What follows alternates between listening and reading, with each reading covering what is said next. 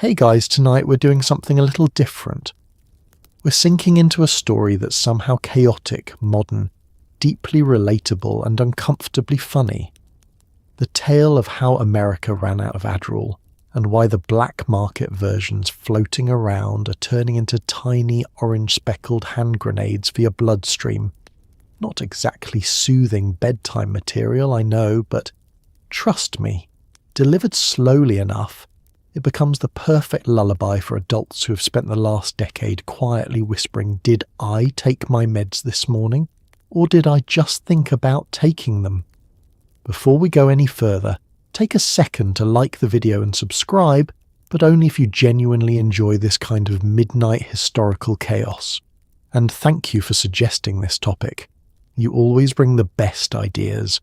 Drop a comment telling me where you're listening from and what time it is, because for some mysterious reason, the algorithm gathers us here at 1:47 a.m, when we should all absolutely be asleep. Now dim the lights. Turn on a fan for that soothing white noise that convinces your brain it's floating face down in a lake. Get cozy. Maybe tuck your feet under a blanket so the imaginary raccoons of anxiety don't nibble on them. Let's pause.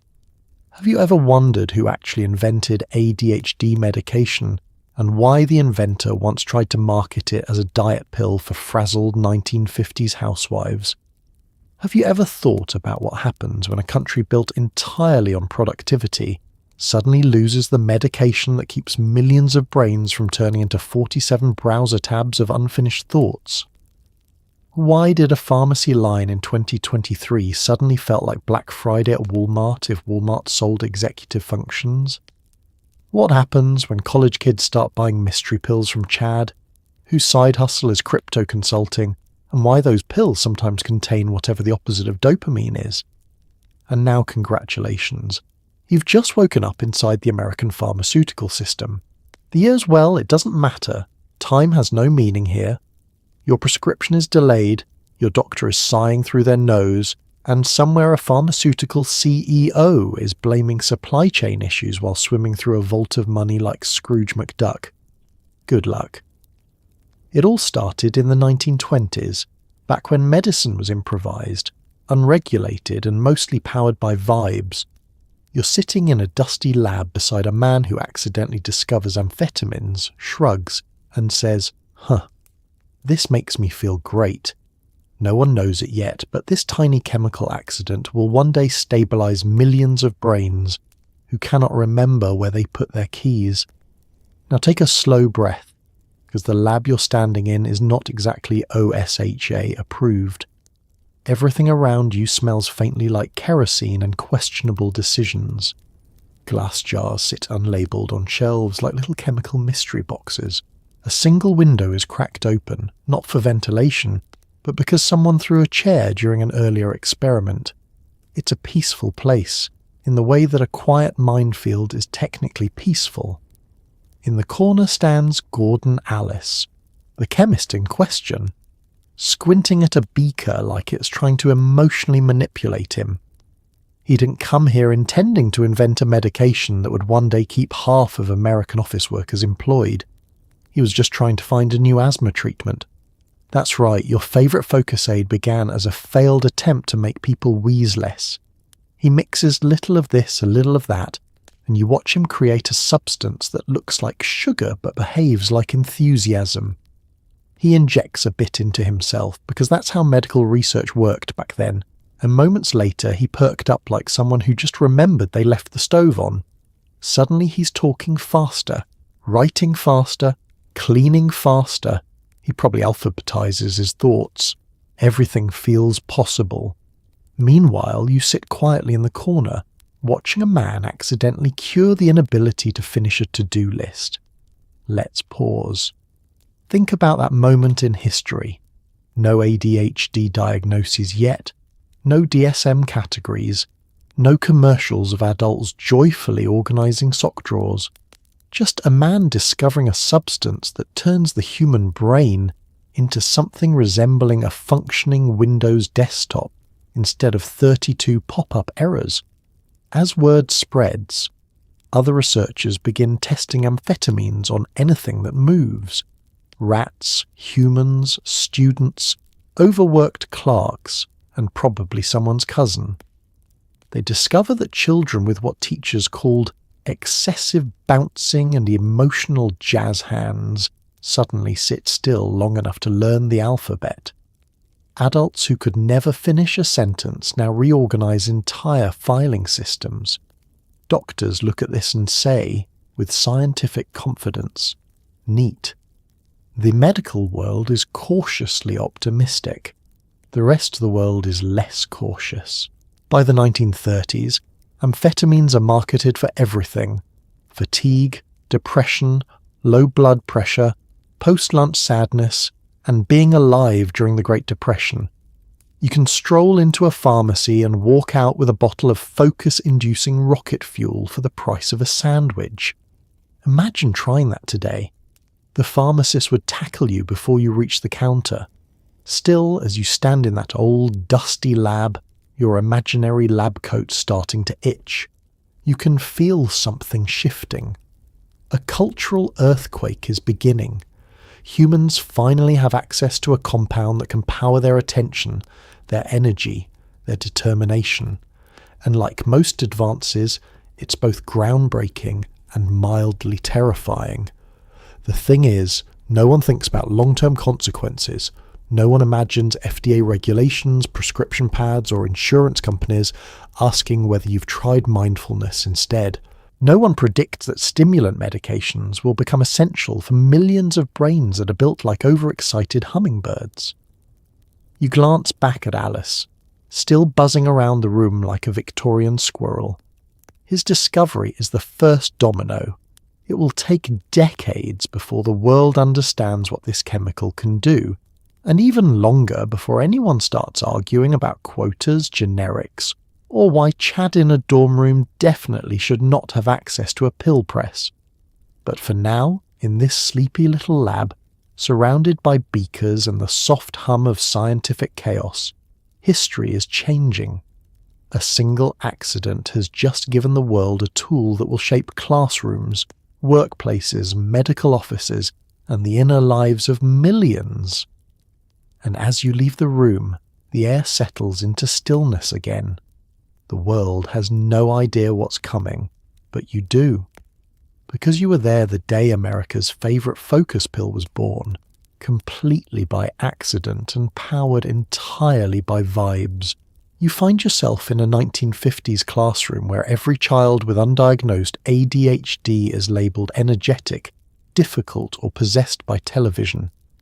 Teachers chain smoke in the lounge while begging the universe for something, anything, that would make little Jimmy stop tap dancing emotionally. The room itself smells like chalk dust, floor wax, and the lingering disappointment of post-war architecture. Rows of wooden desks squeak whenever anyone breathes near them.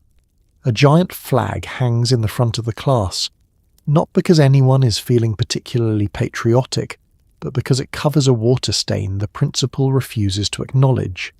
You sit in the back as the teacher, a woman who has aged 40 years in the past 6 months, attempts to teach long division while Billy in the front row tries to eat an eraser for reasons no one understands. Remember, ADHD isn't a diagnosis yet.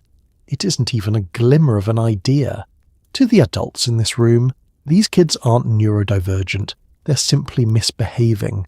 They're antsy, overly spirited, at risk of becoming jazz musicians. Anything other than their brains work differently and they need support.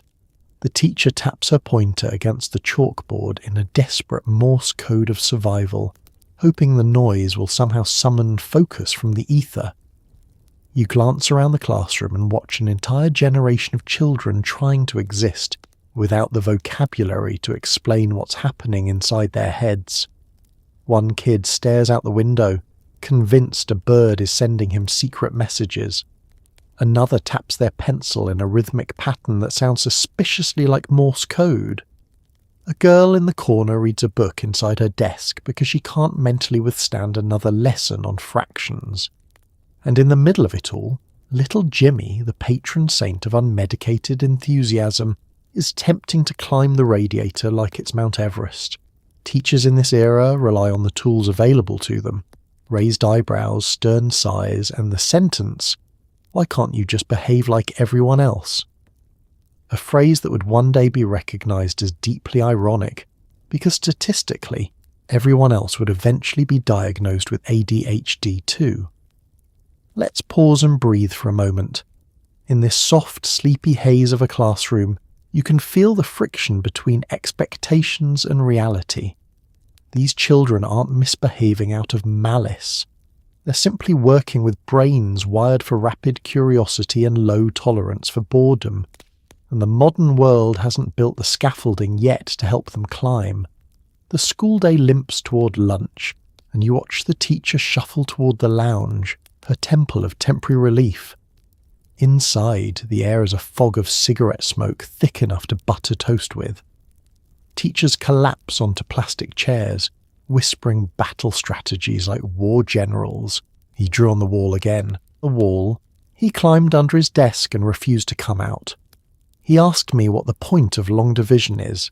They don't know it, but they're describing symptoms that will one day fill entire chapters of psychology textbooks.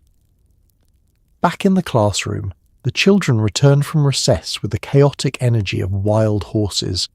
Recess is supposed to help them release tension. Instead, it acts like someone lightly salted them, activating all their abilities at once. You watch as the teacher pled silently with the ceiling tiles for deliverance. And in the midst of this chaos, something quietly tragic emerges. These problem kids internalize the labels thrown at them.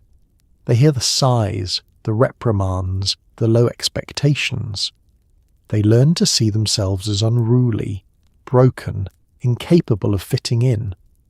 No one yet knows how to help them succeed, how to support their brilliance, how to channel their energy into something meaningful.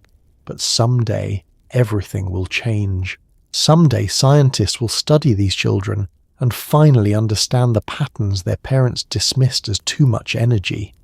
Someday, medications and therapies will bring clarity and peace to minds that once felt like static-filled radios. For now, though, you sit quietly in the corner of this 1950s classroom, watching a room full of children trying their best in a world not yet designed for them. And despite the chaos, the tapping, the wandering attention, you can almost hear the future calling their names. Welcome to the golden age of questionable medical ethics. It's the 1960s, and doctors are handing out stimulants for weight loss, studying, house cleaning, and generally surviving the American dream. You watch housewives vacuum like they're training for the Olympics, while quietly hallucinating optimism. The moment you step into this pastel decade, you're hit with the scent of hairspray thick enough to seal a submarine. Everything is teal, coral, or aggressively floral. Every couch is upholstered in a fabric that could probably stop a bullet. You watch a doctor, complete with a crisp white coat, and the confidence of someone who absolutely should not be this confident, scribbling out prescriptions like a medieval monk copying holy texts. Only instead of scripture he's writing, "Take 3 a day, or 4 if your in-laws are visiting." You sit quietly in the corner as a woman explains she's been feeling a little tired lately. The doctor nods sympathetically, opens a drawer, and hands her enough stimulants to power a small amusement park. She thanks him, because why wouldn't she trust the man with the stethoscope and the ashtray built into his desk? Remember, ADHD still isn't the diagnosis du jour. Nobody's talking about neurodivergence. Nobody's asking how brains work. They're simply thrilled technology is advanced enough to give them pills that feel like motivation wrapped in sunshine. Let's pause for a moment. Listen to the soft hum of fluorescent lighting, the gentle shuffling of pill bottles, and the distant sound of a vacuum cleaner being operated at Mach 3. This is an era that believes medical miracles come in bottles with happy labels and even happier side effects printed in microscopic fonts. Back at home, you watch suburban life unfold like a sitcom directed by someone on a mild stimulant bender. Housewives zip through their cleaning routines with eerie precision. They dust shelves that do not need dusting. They rearrange sugar packets by emotional value. One woman alphabetizes her canned goods, steps back proudly, then re-alphabetizes them in case the first version lacked artistic flair. Her husband, meanwhile, pops a pill to focus better at work, which is 1960s code for, "I'd like to finish this paperwork before my brain wanders off to join a jazz band." You watch him hammer through his tasks with a level of concentration that would make a Buddhist monk raise an eyebrow. Doctors aren't worried. They prescribe stimulants for everything from low mood to being bored to needing to fit into this year's swimsuit trend. You see teenagers given pills to help them study, though half of them use the energy boost to reorganize their record collections by tempo. Even the advertising is wildly bold. Magazine spreads show women smiling ecstatically while holding pill bottles, promising energy, clarity, productivity, maybe a brand new personality.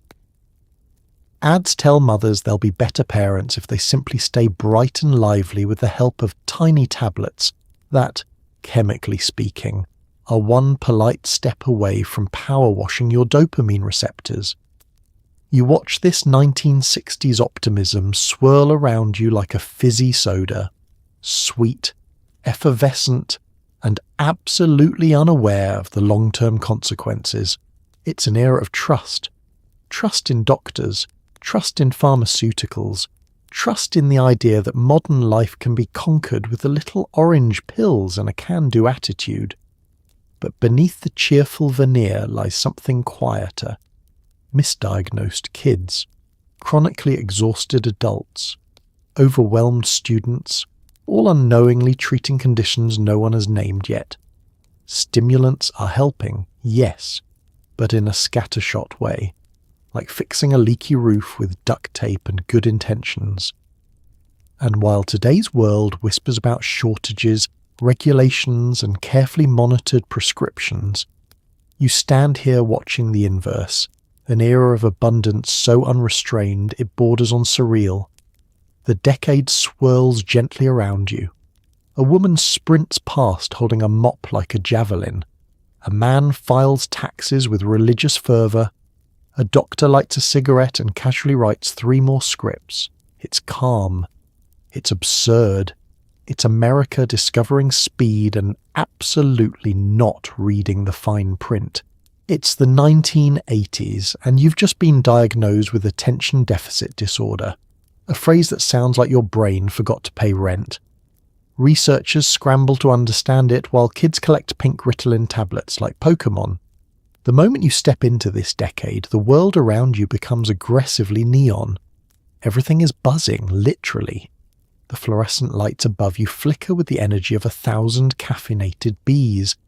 Every classroom is decorated with posters of motivational dolphins, geometric shapes, and at least one mysteriously ripped bodybuilder encouraging focus in bubble letters. Meanwhile, you sit at your desk, swinging your legs and wondering why everyone else seems capable of sitting still without vibrating like a malfunctioning Roomba. For the first time in history, adults are starting to suspect this might not be a moral failing. It might be something else, something neurological, something that makes your brain a bit like a high-performance sports car with bicycle brakes. Researchers gather in beige conference rooms with overhead projectors humming like meditative chants. They flip through slides describing behaviours teachers have been describing since the dawn of chalk. Easily distracted, difficulty completing tasks, hyperactivity. One scientist calls it a breakthrough, another calls it Tuesday.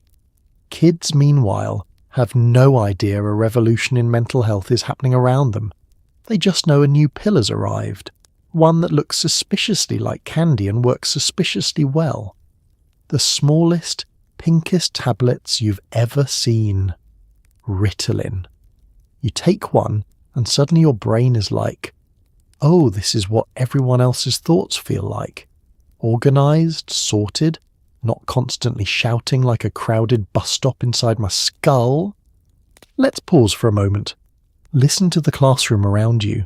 Someone is whispering. Someone else is tapping their pencil in Morse code. A kid named Jordan is staring at a dust particle like it personally offended him. The teacher gives a gentle lecture about paying attention, unaware she's talking to a room full of children whose attention is basically a Yelp review of reality, frequent, harsh, and unexpected. The diagnosis itself, ADD, is not perfect. In fact, it's a little like naming a tornado slight breeze disorder. But it's a start. For the first time, there's language, there's recognition, there's an acknowledgement that maybe, just maybe, your brain is not broken. It's just doing its own thing with tremendous enthusiasm and questionable timing. Of course, this is still the 1980s. Subtlety has not been invented. Parents read magazine articles describing ADD as everything from a mild quirk to an omen of academic doom. Psychologists discuss the condition on talk shows with dramatic lighting. You're halfway through a bowl of sugary cereal when Oprah announces that children like you may struggle, may thrive, or may accidentally microwave a fork. Schools attempt accommodations, though it's mostly just moving your desk closer to the teacher and praying. Some classrooms roll out behavioural charts with stars and stickers, ignoring the fact that kids with ADD lose stickers faster than socks in a dryer. But slowly, the world starts shifting. Teachers learn new strategies. Doctors refine their diagnoses. Parents try to understand instead of scold. You watch this evolution unfold like a mild miracle, the first glimmer of a society learning to make room for brains that dance instead of walk. And through it all, Ritalin becomes the era's unofficial mascot. Kids trade stories about how it feels. Some say it makes time slow down. Others say it lets them finish homework before the sun explodes. One kid insists it gives him superpowers, and honestly, he might not be wrong. For the first time ever, kids like you aren't just problem children. You have a name, you have a diagnosis, you have pink tablets in your lunchbox. The world is starting to see you, not as a disruption, but as a different kind of mind. And even though everything is weird and new and neon lit, it's the beginning of understanding, the beginning of support, the beginning of a future where your brain won't be punished for wandering, but appreciated for where it can go. The 1980s didn't fix everything, but they opened the door, and your thoughts, colourful, chaotic, brilliant, finally had somewhere to walk. Fast forward to the late 90s and early 2000s. Suddenly everyone knows someone with ADHD, your neighbour, your nephew, the barista who gives you the wrong drink because she was hyper-focusing on latte art. Prescriptions skyrocket, and the pharmaceutical industry rubs its hands together like a cartoon villain. The world around you feels different now. Less neon, more dial-up. You're in an era when every household is powered by AOL CDS and microwavable dinosaur nuggets. Kids collect Beanie Babies, adults collect back pain, and somewhere in the middle, ADHD diagnoses explode like Mentos dropped into a Diet Coke bottle. Teachers hold classroom meetings about attention challenges. Corporate HR departments add shiny new pamphlets about workplace accommodations. And doctors start using words like executive dysfunction with the confidence of someone who definitely learned it yesterday. For the first time, the country is collectively asking, hey, could it be that millions of people weren't lazy? They just had a neurological condition the whole time. You watch parents escort their children into pediatric offices decorated with posters of cartoon brains giving thumbs-up signs. The doctor sits with a clipboard, politely avoids mentioning that this appointment was scheduled because the child once got distracted during a fire drill and wandered into a parked minivan. After a brief assessment, often involving questions like, do you lose things? And how often, a prescription materializes. The pill bottle is orange. The cap is child-proof, mostly. The label reads like a roadmap to productivity. 1 tablet, twice daily, or as needed when the science fair project must be finished in 48 hours. Kids take these meds and suddenly their homework stops looking like an impossible boss battle. Adults take them and realise they've been living with ADHD symptoms since the Reagan administration. Let's take a moment to breathe in this new era. Listen to the sounds, the soft whir of desktop computers, the constant screech of dial-up internet, the quiet rustle of pill bottles in backpacks across the nation. Everything feels like it's accelerating. Productivity is becoming a national sport. Schedules multiply, expectations rise, and for the first time, millions of Americans have the tools to keep up. Meanwhile, the pharmaceutical industry is having the time of its life. Executives gather in conference rooms with PowerPoints titled Market Growth and How to Sell Focus in 3 Easy Steps. They sip bottled water that costs more per ounce than gasoline and congratulate each other on discovering that humans love functioning. Stimulant ads appear everywhere. Commercials show children smiling at tidy desks, notebooks perfectly aligned, as if the medication also teaches interior design. Adults in khakis beam at their cubicles, completing spreadsheets with the enthusiasm of people who have never known burnout. Insurance companies start covering ADHD medication, reluctantly of course, because they prefer to deny claims with the passion of a medieval gatekeeper. But eventually, even they must acknowledge that the nation has fully embraced its new identity. A country held together by sheer willpower and time-release capsules. College campuses become their own ecosystem of productivity. Students with legitimate diagnoses thrive.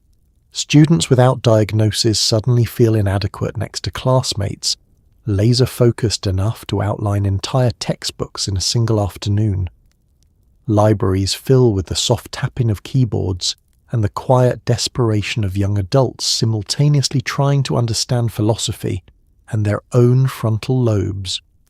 By the mid-2000s, the US isn't just prescribing stimulants, it's devouring them.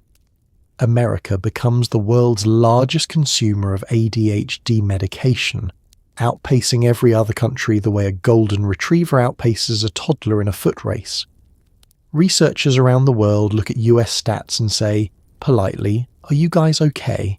And to be fair, the answer is sort of. People are functioning better than ever, but the pressure is rising too. Expectations keep climbing, and ADHD medication becomes not just a treatment, but a cultural phenomenon, a symbol of productivity, a tool for survival, a quiet acknowledgement that modern life demands more focus than the average brain is naturally equipped to handle. So here you stand in an America buzzing with ambition and lamination-grade energy. Pill bottles rattle like maracas in backpacks. Parents trade dosages at PTA meetings.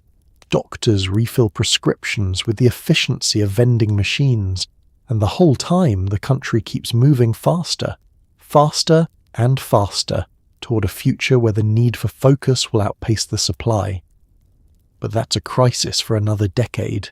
Tonight, you're just watching history unfold, one orange bottle at a time. You wake up in 2020 surrounded by locked-down Americans all discovering they cannot sit still long enough to finish an email. Demand skyrockets. Supply doesn't. Factories shut down. Shipping collapses and the FDA shrugs like a parent discovering someone drank all the milk. You're standing in the middle of a living room that doubles as an office, classroom, gym, therapy space, and the emotional equivalent of a small carnival. Half of America suddenly realizes something unsettling. Without structure, distraction becomes a full-time job. You see adults trying to type an email while their brain whispers, let's reorganize the forks. Right now. All of them. Others attempt Zoom meetings with glazed expressions because their attention has quietly climbed out the window. ADHD diagnoses begin rising dramatically. Not because the condition appeared overnight, but because for the first time ever, life slowed down enough for people to observe their own thoughts, and panic a little. Parents watch their kids bounce off every surface like ricocheting pinballs and say, okay, maybe missing recess wasn't the whole problem. Adults stare at unfinished tasks piling up like laundry in a college dorm and whisper, oh no. Meanwhile, you zoom out and look at the supply chain, a fragile, overconfident contraption held together with duct tape and wishful thinking. Factories overseas go dark, workers stay home, transportation grinds to a halt. Cargo ships drift in circles offshore like confused rubber duckies. The ingredients needed to make ADHD medications, many sourced globally, suddenly become mythical treasures. It's like trying to bake a cake without flour, eggs, sugar, or hope. Still, Americans keep calling pharmacies. Pharmacies keep calling distributors. Distributors keep calling manufacturers. Manufacturers keep calling the FDA. And the FDA keeps replying with a sigh that sounds like, we'll allow increased production when the paperwork finishes processing. Imagine waiting for emergency medical supplies while someone stamps forms at the speed of continental drift. Let's take a soft breath as the tension rises. Listen to the hum of refrigerators, the faint buzz of anxious nationwide overthinking, the soft clicking of fidget toys being stress-tested to their limits. Every adult is suddenly trapped inside their own mind with no background noise to buffer the chaos. At the same time, pharmaceutical companies look around and say, demand is rising. Interesting. But like any overconfident corporation, they assume the storm will calm itself. They don't increase supply enough. They don't redesign contingency plans. They simply pat the market on the back like, you're doing great, sweetie, while the system quietly catches fire. Doctors, meanwhile, witness a tidal wave of new patients trying to understand their own brains. Telehealth appointments become the new passport to clarity. You watch overwhelmed clinicians diagnosing through webcams, nodding empathetically while dogs bark, babies scream, and someone inevitably forgets to unmute. The people who already relied on stimulants, students, professionals, parents, anyone depending on structure to survive, hit the hardest. They line up at pharmacies only to be told, sorry, we're out, with the same tone someone might use to announce that brunch has been cancelled. Some drive hours to find a refill, others try switching medications, only to discover that their brains react to the new formula like a cat tasting lemon. And all the while the pressure keeps rising, economic uncertainty, constant interruptions, existential dread, and a news cycle designed to raise your heart rate. The need for focus becomes universal. The supply of focus becomes theoretical. By the end of 2020, you can feel the country fraying slightly at the edges. People are tired. People are overwhelmed. People are Googling, why does my brain feel like a bag of microwave popcorn? And pharmaceutical companies, quietly sweating, realize something they definitely should have noticed earlier. Demand isn't going down. Demand is going up, rapidly. A perfect storm has formed. Pandemic panic, supply chain collapse, medication dependence, and corporate overconfidence, rolling together like a monster snowball of chaos. And you, standing in the centre of it all, watch the beginnings of a crisis that will only get stranger from here. Because this storm isn't ending, it's just warming up. Picture a bureaucrat with dark eye circles stepping up to a podium, clearing their throat, and announcing that the country has run out of the medication half the population uses to function. Somewhere, a pharmacy worker screams into a prescription bottle. You're watching this scene unfold like it's a gentle, slow-motion train wreck. The room is filled with reporters leaning forward, waiting for clarification. Surely they think the spokesperson misspoke. Surely America, land of abundance, land of Costco, has not just run out of focus. But the bureaucrat simply blinks at them. the hollow, sleep-deprived blink of someone who has not felt peace since March of 2020. Behind him, a large chart displays a downward line so steep it looks like a national attention span plummeting at 3 p.m. on a workday. The words supply disruption hover above it in a font that implies the graphic designer also lost access to their medication. Let's take a slow, calming breath. Because the entire country is about to collectively panic, not loudly, but in that quiet, internal way where every adult suddenly forgets why they walked into the kitchen. A reporter raises a hand and asks, "What do you mean we're out?" The bureaucrat consults his papers, frowns, and begins reading from a script written by someone who is trying very hard not to sound alarmed. Due to unforeseen supply chain limitations, manufacturing delays, quota restrictions, labour shortages, and conditions we will describe later as complex, the United States is currently unable to meet prescription demand. This is government speak for oops. Meanwhile, you zoom out and see the ripple effect instantly spreading across the country. In one pharmacy, a line of customers extends out the door. A pharmacist picks up the phone, listens, sighs deeply, and whispers, "No, I don't have it. I don't have anything. Please stop asking." A customer in the back gently weeps into a bag of stale pretzels. At a psychiatrist's office, the receptionist is fielding calls like an air traffic controller. Yes, we know. Yes, it's on back order. Yes, we're sorry. No, we do not know when your brain will be usable again. She says this with the soft resignation of someone waiting for a meteor to hit. Somewhere in a suburban living room, a college student reads the breaking news alert on their phone and mutters, "Well, that's not ideal." They stare blankly into the void for 10 minutes before remembering they were in the middle of an assignment. You watch as parents brace themselves, teachers brace themselves, managers brace themselves, fully aware that half their staff is about to lose the ability to sit through a Zoom call without playing "What's That Noise?" with their own thoughts. But the strangest reactions come from the pharmaceutical companies. Their public statements are polished and professional. Their internal reactions look more like a cartoon character discovering their dam has sprung 50 leaks. Executives gather in conference rooms where someone inevitably says, "We did not anticipate this much demand." Another adds, "Can we fix it?" And everyone else silently wonders whether they should have increased production sometime before the nationwide meltdown. Meanwhile, the FDA attempts damage control. They release a statement assuring the public that they're working closely with manufacturers. But this phrase is vague enough that it could mean anything, from sending stern emails to performing rain dances behind the building. The truth is simple. Demand shot upward like a caffeinated jackrabbit, and supply crawled behind at the speed of a sleepy tortoise. A perfect mismatch. As days turn into weeks, pharmacies start posting handwritten signs. "No Adderall. We're sorry. Please stop yelling."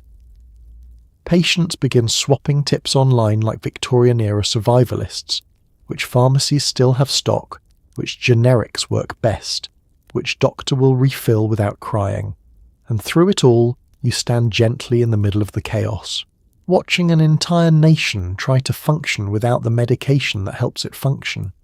It's calm. It's absurd. It's America.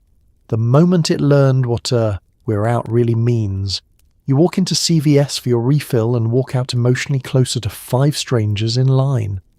Everyone is tired, everyone's irritated, and everyone is talking about switching to tea, which is adorable and also impossible. The automatic doors slide open with the same melancholy shh as someone rubbing their temples. Inside, the fluorescent lights hum like they're considering unionizing.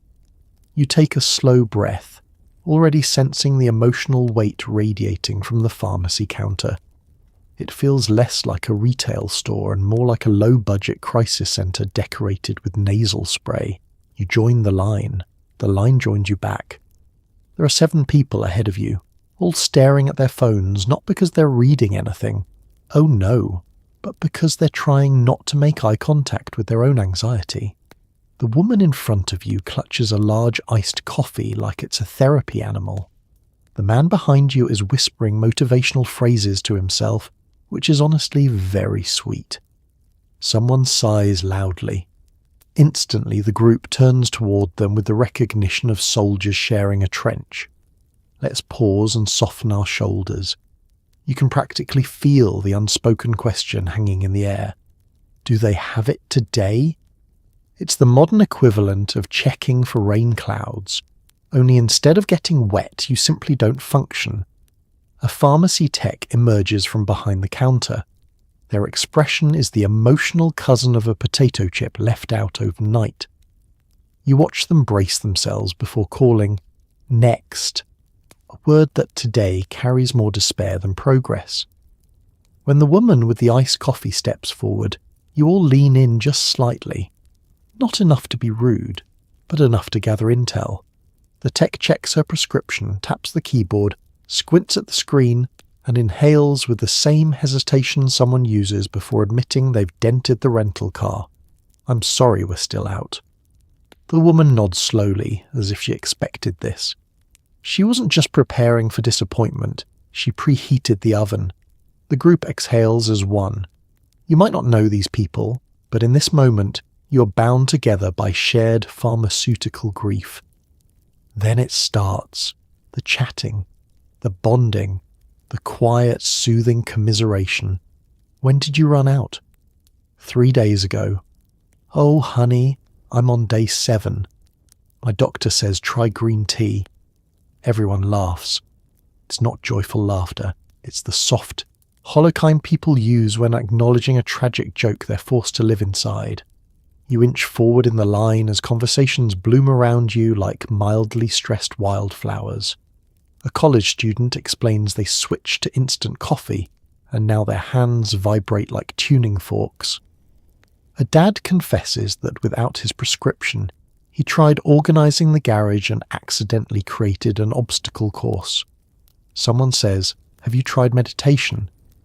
The entire group turns toward them with the gentle, unified smile people use when someone suggests a solution that is both wholesome and completely useless. The pharmacy tech calls out another name, another no, another little heartbreak added to the communal basket of woes. You finally reach the counter. The tech looks at you with the weary sympathy of a medieval monk delivering bad news about the harvest. They type your information, glance at the screen, and wince. I'm really sorry, but we're out. Of course they are. You nod, because what else can you do? Rage, cry, attempt deep breathing and transcend space-time? No. Instead, you accept the tiny slip of paper with the words, "Call back tomorrow," like it's a fortune cookie, predicting more misfortune. You turn to leave, but the line smiles at you. 5 kind strangers who fully understand your pain. For a moment you feel held, not by medication, not by caffeine, but by the sheer, ridiculous solidarity of people trying to refill their prescriptions during a national crisis. You arrived seeking pills, you left with a support group, and absolutely none of you are switching to tea. The moment the shortage hits, Chad discovers entrepreneurship. He pulls mystery pills from a backpack that smells like gym socks and says, they're basically the same. They are not. They are never the same. You watch him unzip that backpack like a magician, about to pull out a series of questionable decisions. The interior smells like a lost and found bin at a gym, equal parts sweat, regret and Axe body spray from 2009. Inside sit several plastic baggies filled with colourful tablets that look like they were produced by a Willy Wonka factory that did not pass inspection. Chad is thrilled. Chad is inspired. Chad believes he is filling a market gap with the enthusiasm of a golden retriever who just discovered capitalism. Supply and demand, he says, smiling proudly, as if he invented economics during a 3 a.m. YouTube binge. His customers nod along because their prescriptions are delayed indefinitely, and desperation is a strong motivator. Let's pause for a soft, calming breath. Feel your shoulders drop, because what's about to unfold is a magnificent blend of chaos, naivety, and light criminal energy. Chad sets up shop in every imaginable place. Dorm rooms, gym parking lots, co-working spaces, the trunk of his Honda Civic, which, for legal reasons, he insists is a mobile distribution hub. You watch him hand out pills like they're samples at Costco. Except Costco samples usually won't harm you, and they definitely come with clearer labelling. Customers gather around him, students, freelancers, exhausted office workers, frazzled parents, each one quietly praying that whatever they're about to swallow won't cause heart palpitations, spiritual visions, or an unplanned existential crisis. Chad assures them everything is fine. Chad has never been correct about anything. The pills themselves tell a story. One is suspiciously chalky. Another looks like a bath bomb someone shaved down into a tablet. A third smells faintly of lemon, which is not a recognised pharmaceutical attribute. You ask Chad where he gets them, and he says something about a guy from Snapchat, which explains everything and nothing. Meanwhile, you start noticing this isn't just Chad's hustle, it's everywhere. The shortage has inspired a nationwide renaissance of bad ideas.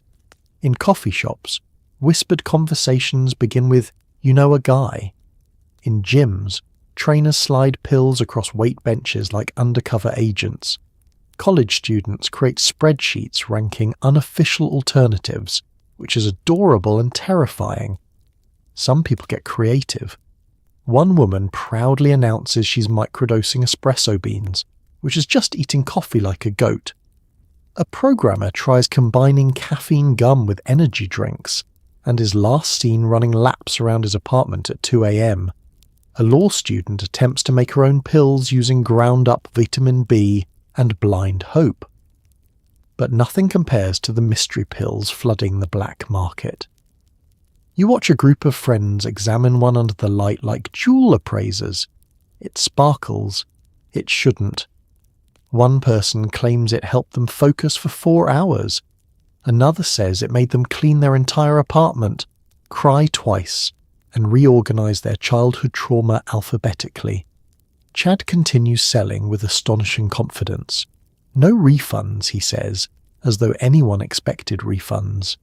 He offers deals like buy 2, get a vibe check free, which is technically generous, but practically useless. In the background, pharmacists tremble, doctors groan. The FDA looks into the camera like a character on The Office, silently pleading for help. As the shortage deepens, the black market ecosystem becomes increasingly chaotic. Prices fluctuate hourly. Rumours spread. Some people claim to know the pure stuff but refuse to say where it came from.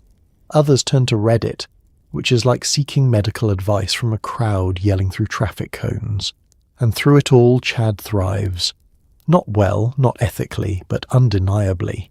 He is the gold rush embodied, a man powered not by expertise, but by vibes, desperation, and the moral flexibility of someone who once sold pre-owned vape cartridges.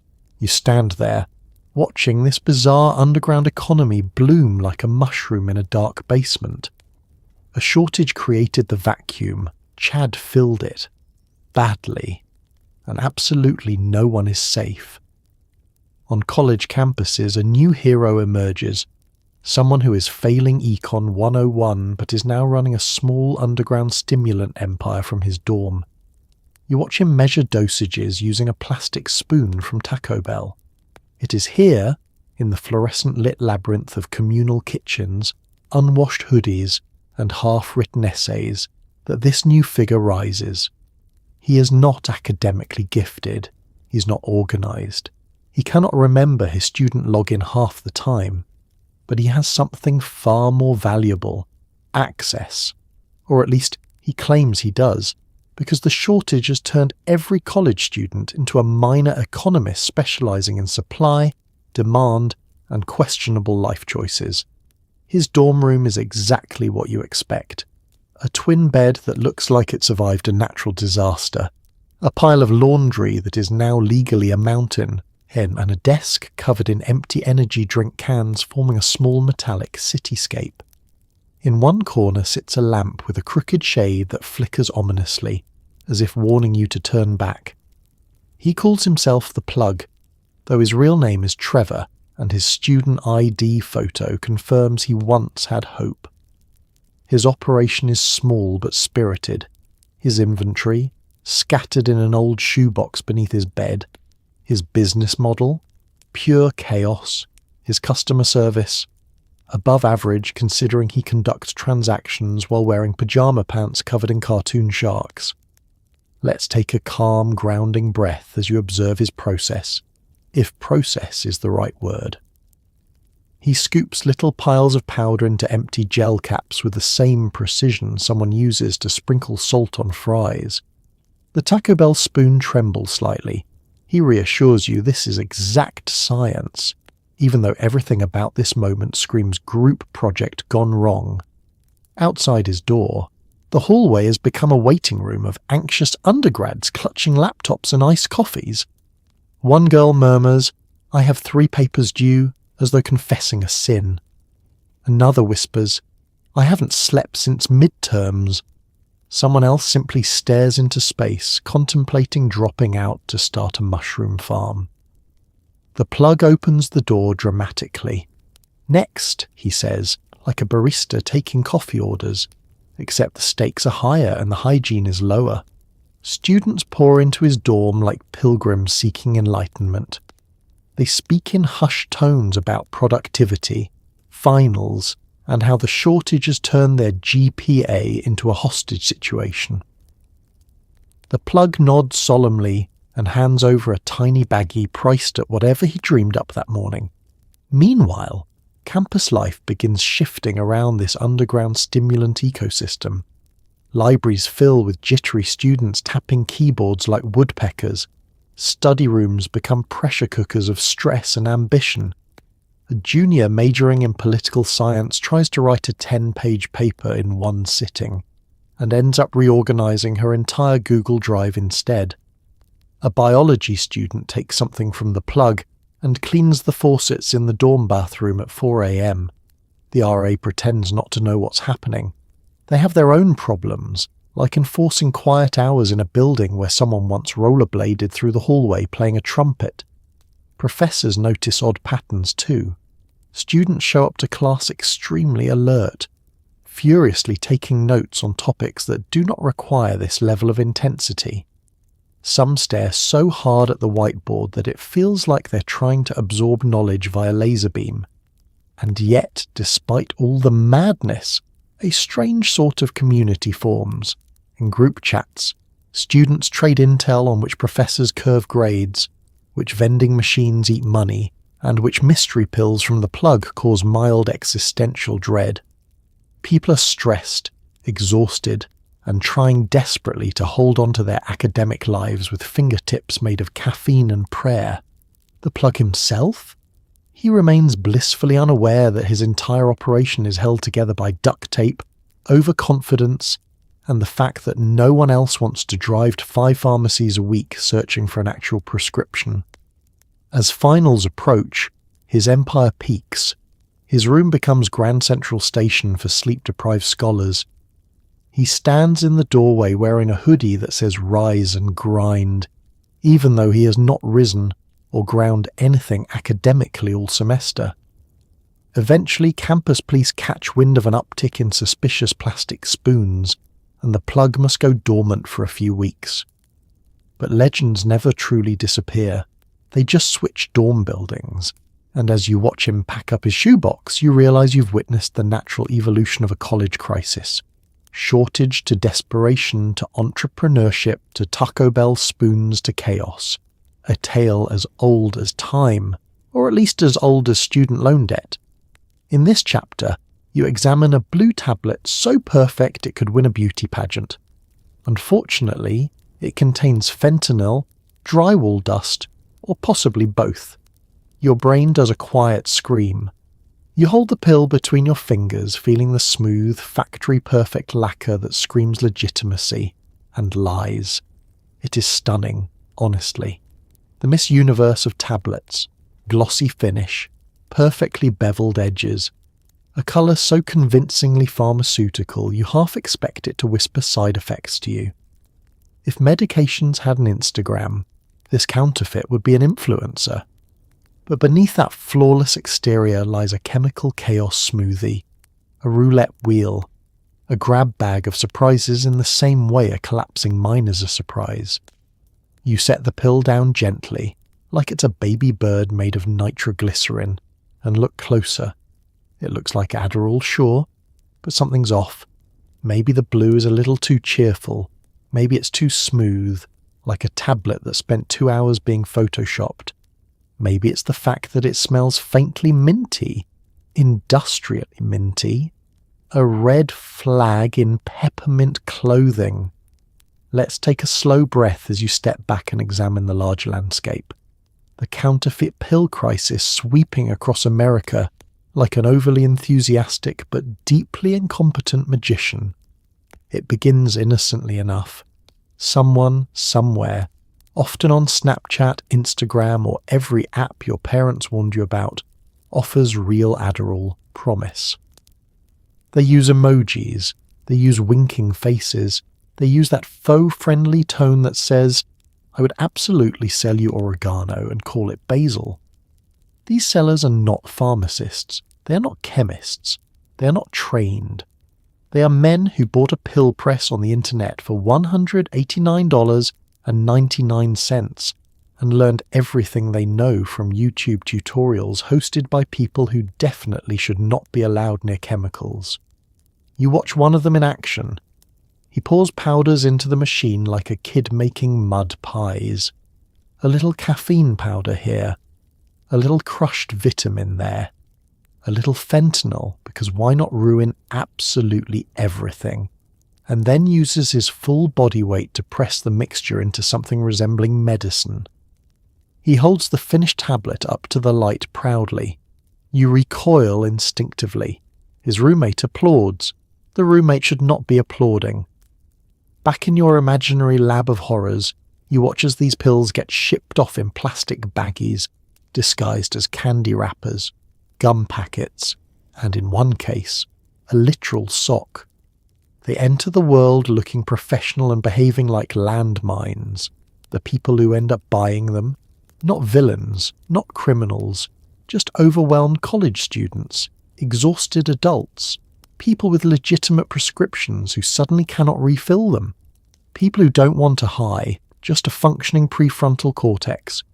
You witness a college kid examining his newly purchased pill with nervous hope.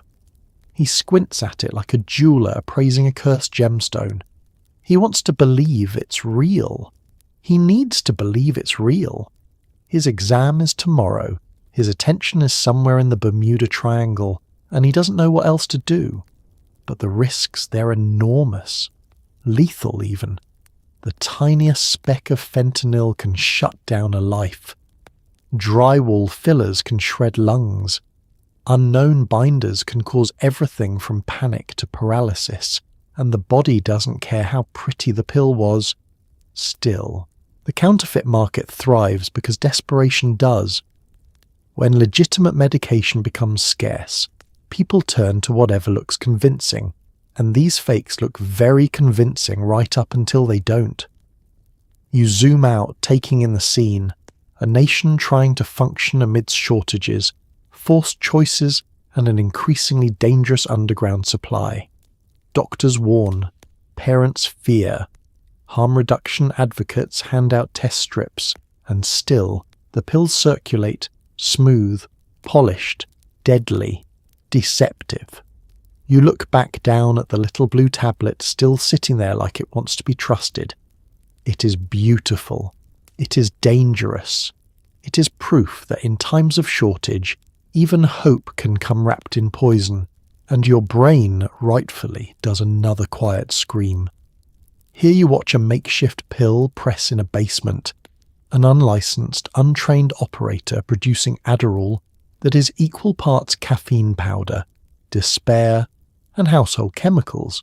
The basement itself looks like it was decorated by a committee of mold spores. The walls sweat, the floor groans. Somewhere in the corner, a dehumidifier wheezes like it's trying to file a formal complaint. You breathe in the air, humid, dusty, tinged with something citrusy and sinister, and immediately regret it. This is not the birthplace of medical innovation. This is the birthplace of a lawsuit. At the centre of the chaos sits the pill press, a metal contraption purchased from an extremely optimistic online marketplace. It looks like a medieval torture device had a baby with a waffle iron. The operator, wearing a tank top, cargo shorts, and the confidence of someone who has never Googled safe dosage, measures powders into a mixing bowl that once held pancake batter. Let's take a soft, grounding breath, because what you're witnessing is equal parts comedy, tragedy, and how is this legal? Oh wait, it isn't.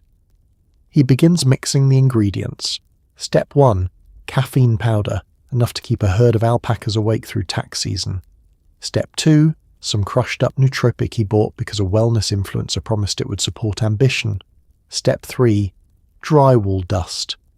Not intentionally, just an unavoidable byproduct of working in a basement that has not been renovated since the Nixon administration. And finally, step 4, despair. Not a chemical ingredient, but an emotional one, sprinkled in generously. The operator hums as he works, blissfully unaware that entire pharmaceutical teams spend years creating safe, stable medications, not 15 minutes between episodes of his favourite true crime podcast. He scoops the mixture into the pill press with a plastic spoon stolen from a frozen yogurt shop. Precision, accuracy. Those concepts left the building long ago, along with ventilation and reason. You watch as he pulls the press lever down with the same determination someone uses to open a stubborn jar of pickles. The machine groans. The table shakes. A cloud of mystery dust floats upward, drifting toward a bare light bulb flickering like it's afraid. Out pops a pill. A perfect-looking little tablet. Smooth. Uniform. The exact shade of motivational blue. If you saw it on a pharmacy shelf, you'd trust it with your digestive tract and emotional well-being. And that is what makes it terrifying. It looks legitimate. It looks safe. It looks like it won't send your central nervous system into a panic spiral. But it could contain anything. Fentanyl residue, baking soda, ground up breath mints, or the emotional energy of a failing multi-level marketing scheme. Above you, life goes on. College students cram for exams. Professionals juggle work deadlines. Parents attempt to help kids with homework while silently asking the universe for help. These are the people who may eventually hold one of these basement-born tablets, never knowing its origin story involves mildew, guesswork, and a man named Kyle who believes instructions are suggestions. The danger isn't just what's in the pill, it's the unpredictability. One tablet might give you a mild caffeine buzz. The next might make your heart attempt the cha-cha. Another might contain no stimulants at all, leaving you confused, sleepy, and suddenly cleaning your kitchen as a coping mechanism. You take another look around the basement. The pill press clanks. The operator proudly lines up the tablets like macarons in a bakery display. He takes a photo for Snapchat, adds a fire emoji, and captions it, premium. It is neither, and you realise something unsettling. The scarcity of legitimate medication didn't just cause frustration, it created opportunity. Not for innovation, but for improvisation. Dangerous, dusty, wildly misguided improvisation. As you step away from the machine, the hum of the basement fades. You feel a quiet, creeping understanding settle in. Pressed pills weren't part of the original crisis.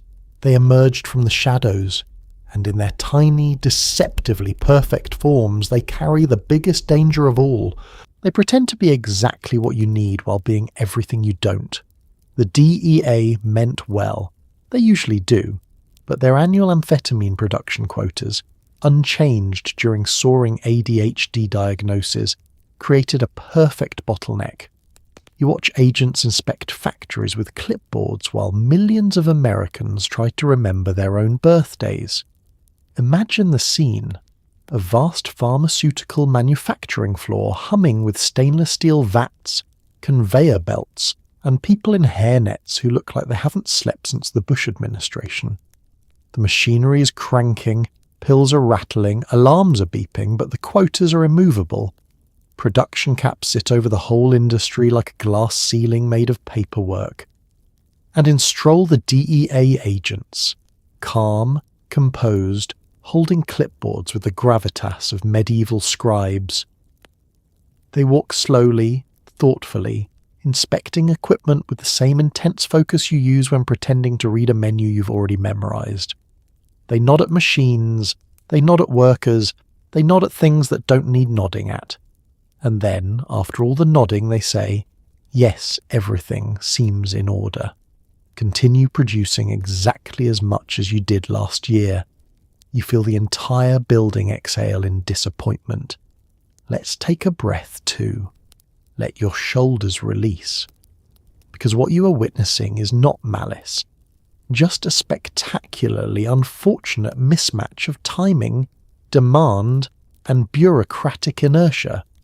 See, the quotas were set back when ADHD diagnoses were climbing, but not soaring. When telehealth wasn't a thing. When millions of adults hadn't suddenly realised during lockdown that executive dysfunction wasn't just their personality, it had a name. But quotas don't respond to trends. They respond to forms, signatures, and annual reviews conducted at a pace slow enough to make glaciers feel hurried. You watch a manufacturer try to explain this to the agents. Our demand has doubled. Clipboard man nods. We need authorization to produce more. Clipboard man nods again, and without increased production will cause a nationwide shortage. Clipboard man writes something down. It might be a grocery list. Hard to tell. Meanwhile, as these conversations unfold in echoing factory halls, the outside world is unravelling a little. Parents are calling pharmacies daily. Students are bartering coffee gift cards for leftover pills. Office workers are crying into spreadsheets. Therapists are booked solid, explaining to people that no, they didn't suddenly become broken. The supply chain just did. To fully appreciate this moment, imagine trying to focus without focus. You attempt to pay a bill and forget halfway through, ending up reorganizing your sock drawer instead. You try to write an email and find yourself staring at your ceiling, contemplating your 4th grade haircut. You try to make breakfast and burn toast so thoroughly it achieves a new state of matter. Millions of Americans are living this reality in real time, while across the country the DEA is calmly filing forms, reviewing charts, and reminding manufacturers that production cannot exceed federally approved limits. Manufacturers argue, pharmacists beg, doctors write refill requests into the void. And the DEA, well, they sit at their desks, surrounded by binders, believing wholeheartedly that the quotas are serving the public good, and originally they were. Quotas were meant to prevent dangerous overproduction, misuse and diversion. They were a seatbelt for an industry known historically for pressing the gas a bit too hard, but now the seatbelt is locked, frozen, trapping the entire country in the back seat of a car that desperately needs to move. You zoom out again. Watch the absurdity unfold like a slow-motion montage. Agents wandering the factory floor, manufacturers pointing at empty shelves, patients hitting refresh on pharmacy websites, pharmacists recommending try again tomorrow, like a side quest in a video game. And all of it because a quota, printed months earlier, refused to budge. By the time the DEA realised the crisis had matured, The shortage had already snowballed. Desperation rose. Black market tablets multiplied. Chaos blossomed like a stressed-out flower in spring. Not because the DEA didn't care, but because bureaucracy moves at the speed of paperwork. And the people who needed medication, they move at the speed of life. Pharma companies point at the DEA. The DEA points at manufacturers. Manufacturers point at supply chains. Supply chains point at global factors. Meanwhile, you point at your empty prescription bottle. You're standing in the middle of this circular firing squad, watching the blame bounce around like a ping-pong ball in a basement lit by fluorescent bulbs. Every major player swears it's not them. Oh no, they're simply innocent bystanders in a system that spontaneously combusted. You almost expect someone to pull out a whiteboard and diagram the chaos, but that would require accountability, which is not on the agenda today. Let's start with pharma companies. Picture them sitting in glass-walled boardrooms sipping sparkling water that costs more than rent in some states. One executive adjusts his tie and says, "We would love to make more product, truly, deep in our hearts, but the DEA won't let us." He gestures vaguely toward a bar chart like a weather forecaster announcing a mild drizzle. Then we visit the DEA. They respond with the energy of a tired middle school principal. Us? No, we set quotas, yes, but manufacturers didn't use all the raw material we allowed last year. They say this proudly, ignoring the part where last year's demand was, comparatively, a snoozy little nap compared to the caffeinated stampede of 2023. It's like handing someone a cupcake and scolding them for not feeding a family of 8 with it. Manufacturers naturally have their own PowerPoint presentation ready. They sigh loudly and mutter about ingredient shortages, unexpected demand fluctuations, and logistical turbulence. You tilt your head. They continue. It's not us, it's the supply chain. Which is corporate speak for, we have no idea where anything is, and we're too afraid to ask. So you turn your gaze to the supply chain, a creature so vast and mysterious it might as well be a dragon sleeping under the global economy.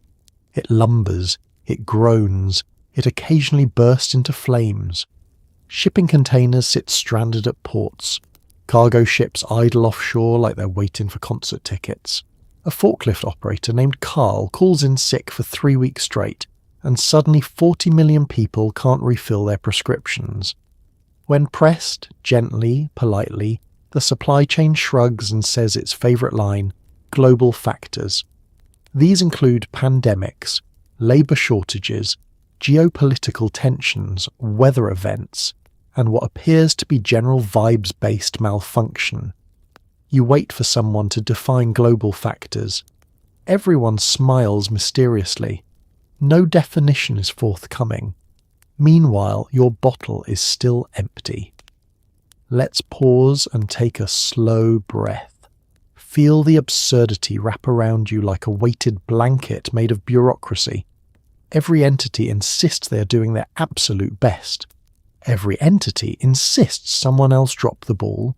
It's a blame spiral, a bureaucratic Ouroboros, an endless circle of finger-pointing powered by caffeine and denial. You watch as officials give press conferences stuffed with carefully neutral phrases. We're monitoring the situation. We're coordinating with stakeholders. We're committed to transparency. All phrases that mean absolutely nothing when translated into human. Behind these polished statements, chaos hums. Doctors refresh their supply dashboards like they're checking airline prices. Pharmacists whisper into phones, "No, I don't have that one either." Patients call insurance companies and get placed on hold long enough to contemplate new religions. And you, standing quietly at the centre of this operatic collapse, begin to realise a painful truth. Nobody is in charge. Not fully, not meaningfully, not in the way that would make this whole circus run smoothly. The pharmaceutical industry has profit motives. The DEA has regulatory shackles. Manufacturers have capacity limits. Supply chains have personalities, and no one, not a single player, wants to take the blame, because taking the blame means solving the actual problem.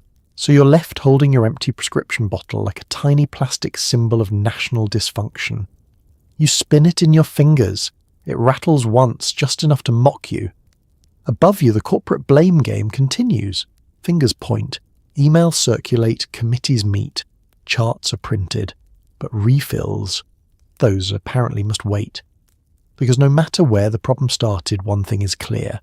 Everyone agrees it wasn't them, and the only person suffering for it is you. Here you experience a day unmedicated. You start cleaning the kitchen. Remember you meant to do the laundry. Find a cup of coffee you forgot from yesterday. Wander to your computer. Stare blankly at an email, and suddenly it's 6 p.m. Time becomes a soft, swirling blur, like someone smeared your day with a warm, unfocused paintbrush. You begin the morning with the purest intentions. Truly, you do. You wake up and think, today will be productive, a bold idea, ambitious and scientifically unsupported. You step into the kitchen armed with purpose, only to discover a catastrophic scene.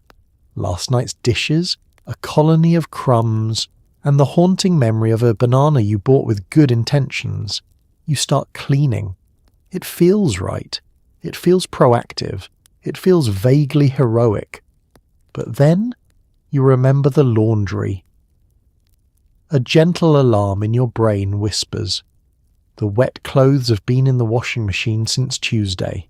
Suddenly the kitchen no longer exists. You abandon your half-cleaned countertop like an ancient ruins expedition and sprint to the laundry room. You open the washer. The smell hits you. Ah, yes. The scent of mildew and disappointment. You restart the cycle, feeling proud for 3 seconds before spotting something else. Something vital, urgent, life-changing. A mug of coffee you left on top of the dryer yesterday. You pick it up, smile fondly at your past self and take a sip. It's cold, ice cold, but your standards are low. Still holding the mug, you drift toward your computer. There was something important to do here, wasn't there? An email, a form, a document, something requiring attention. You sit, open your laptop and stare at the glowing screen like it's a mystical portal. Words blur. Thoughts scatter. You attempt to read a single sentence. You fail. Let's take a soft breath, a slow one. Feel the sensations of an ADHD brain trying its absolute best while reality gently crumbles around it like a stale cookie. You reread the email, twice, 3 times. You still have no idea what the sender wants. You click away to check the weather, then back. Then suddenly you're Googling how long do parrots live, and you're not sure why. Hours pass. The day unravels like yarn in the paws of a very enthusiastic cat. Around noon, your brain decides it's time to reorganize the spice cabinet. Why? No one knows. Certainly not you. But there you are, alphabetizing cumin and paprika with the intensity of a home renovation show contestant. Halfway through, you remember lunch. You make a sandwich, leave it on the counter, and forget it exists for the next 4 hours. The laundry machine beeps. You do not hear it.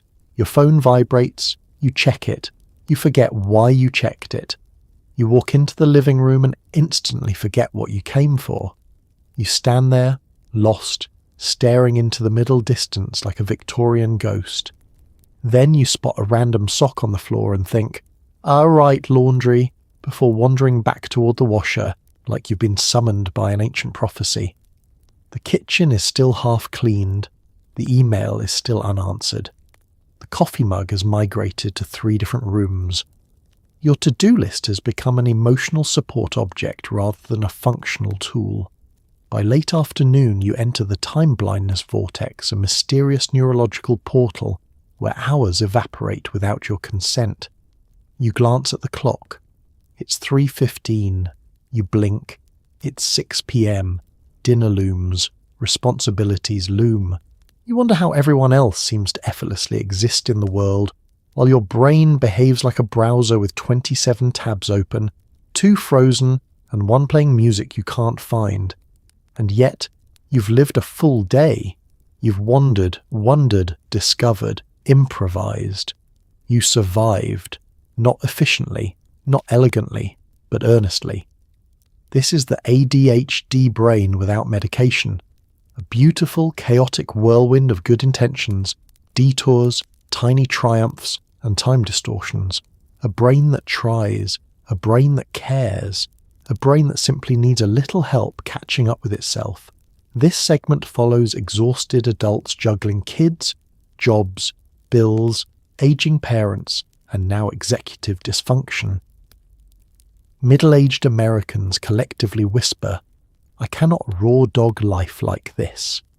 You begin your journey in a suburban kitchen at 7 a.m, where a grown adult is staring into the refrigerator like it just delivered bad news. They're holding a jar of pickles in one hand and their car keys in the other. Their brain cannot compute the relationship between these objects.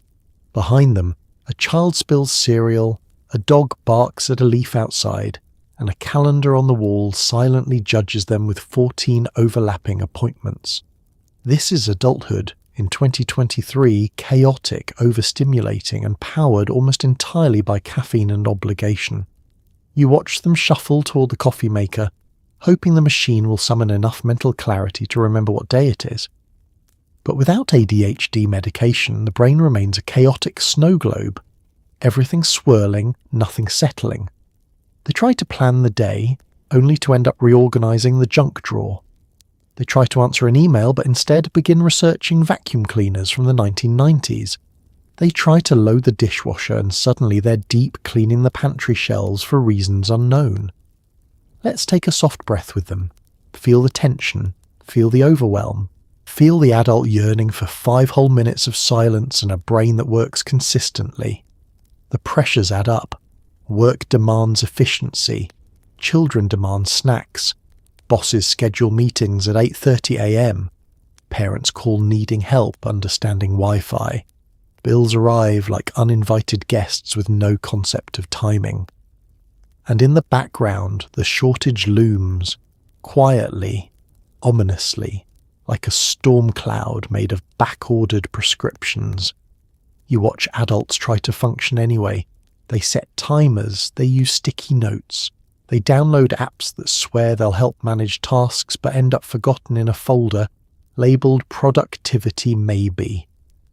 They listen to podcasts about minimalism while sitting in a room overflowing with laundry baskets. By noon, the cracks start showing. A mother forgets the password to her child's school portal and emotionally shuts down. A remote worker attends a Zoom meeting with the energy of a medieval scribe who's run out of ink. A retail employee stares into space for a full 45 seconds before remembering they were bagging groceries. The shortage has forced people into raw cognitive survival mode. No buffer, no dopamine boosters, no chemical scaffolding to keep thoughts upright. In previous years, many adults didn't even know they had ADHD. They simply called themselves scatterbrained, messy, procrastinators, or functionally held together with duct tape. The pandemic, therapy boom, and mental health normalization brought clarity, and with clarity came prescriptions that finally helped them live like fully operational humans. But now, those same adults are being catapulted back into the chaos with responsibilities that have multiplied since their 20s. You can coast through college without focus. You cannot coast through mortgage payments, aging parents, career deadlines, and PTA meetings. You watch a father try to help with math homework, only to wander off and accidentally start reorganizing the garage. A kindergarten teacher attempts to grade papers and instead alphabetizes her spice rack.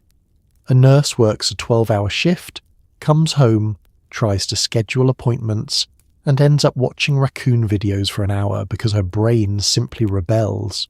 And yet, everywhere you look, there's a whisper rising, a quiet chant shared between millions of frazzled adults. I can't raw dog life like this. It's not a complaint, it's a confession, a plea for help.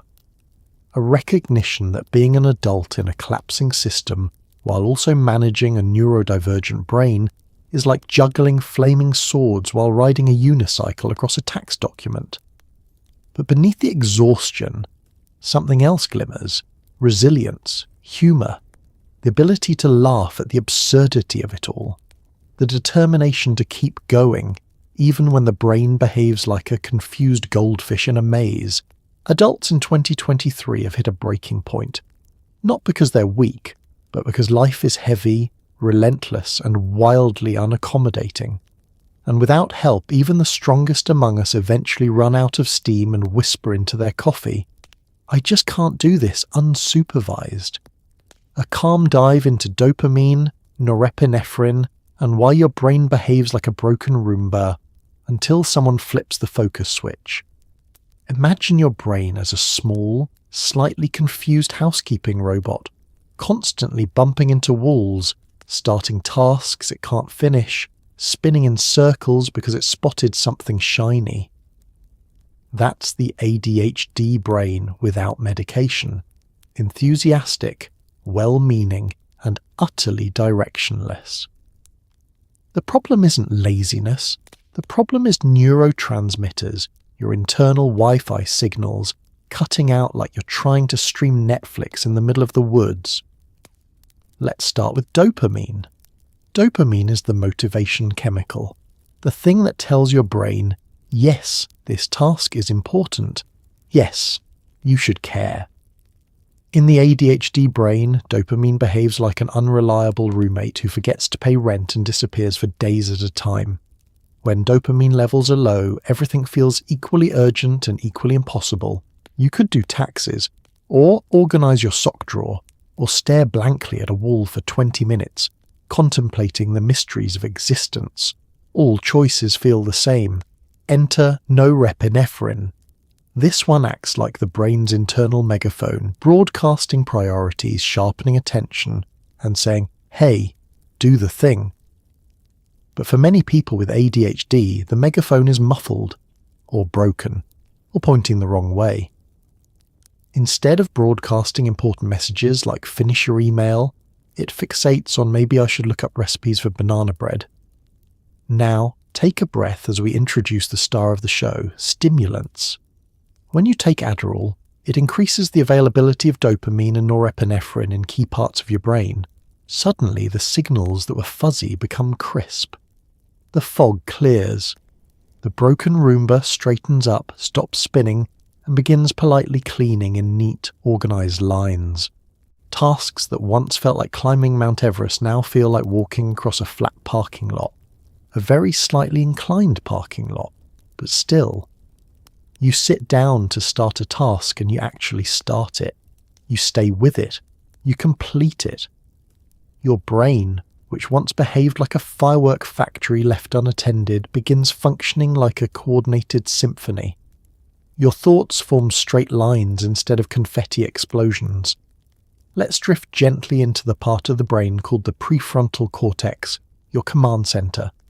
This region controls planning, impulse regulation, working memory, and decision-making. It's the CEO of your mental operations, and in ADHD, it tends to take long coffee breaks and forget to come back.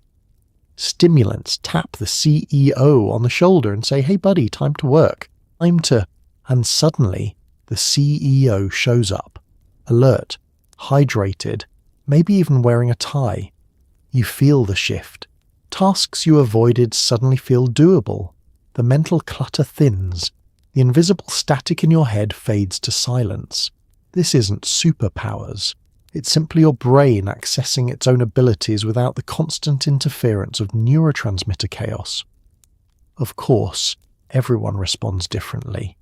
Some people describe the experience as a gentle focusing of the mind.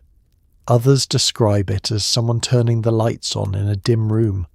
One man once described it as the first time my brain shook hands with itself. Beautiful, poetic, slightly confusing. But here's the real magic. Stimulants don't create focus. They unlock the focus that was always there, hidden beneath a swirl of distraction, dopamine drought, and executive malfunction. Now picture your brain again, your little Roomba friend. Unmedicated, it bumps into furniture, gets tangled in cords, and occasionally wanders under the couch for no reason. Medicated, it glides smoothly, confidently, humming along with purpose. That's the power of properly balanced neurotransmitters, not artificial ability, not unnatural motivation, but access. Access to your own thoughts, your own plans, your own potential. And once the focus switch flips, even briefly, you realize something profound. Your brain was never broken. It just needed a clearer signal and a little chemical nudge to stay on course. You explore a semester where students can't access meds, grades drop, stress rises, and someone turns in a paper titled Adderall Shortage, a personal tragedy. You arrive on campus during the first week of the semester, when hope is still alive and planners are still pristine. Students bustle between buildings wearing backpacks stuffed with ambition and granola bars. The air smells like coffee, highlighters, and dreams that have not yet been crushed by midterms. But as the shortage tightens its grip, something changes. The optimism drains. The energy shifts.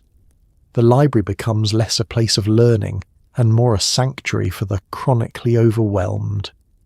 You watch a student settle into a study carrel, a quiet wooden cubby that usually inspires productivity. Today, it inspires an existential crisis. They open their laptop, determined to write an essay on the French Revolution. Instead, they stare at the blinking cursor like it's taunting them. 3 minutes pass, 5, 10. The cursor doesn't move, and neither do they. Around them, the quiet is punctuated by the soft sounds of despair, a whispered, "Why am I like this?" The rustle of someone shuffling flashcards with trembling hands, the distant thud of a forehead gently contacting a desk. Let's pause, breathe. Feel the academic chaos swirling softly around you like a stressed-out fog machine.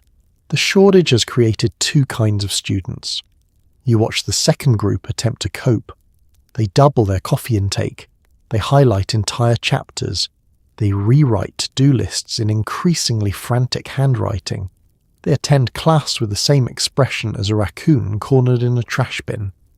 One student tries herbal supplements. Another tries a productivity app that sends encouraging push notifications like, "You can do it," but does not actually help them do it.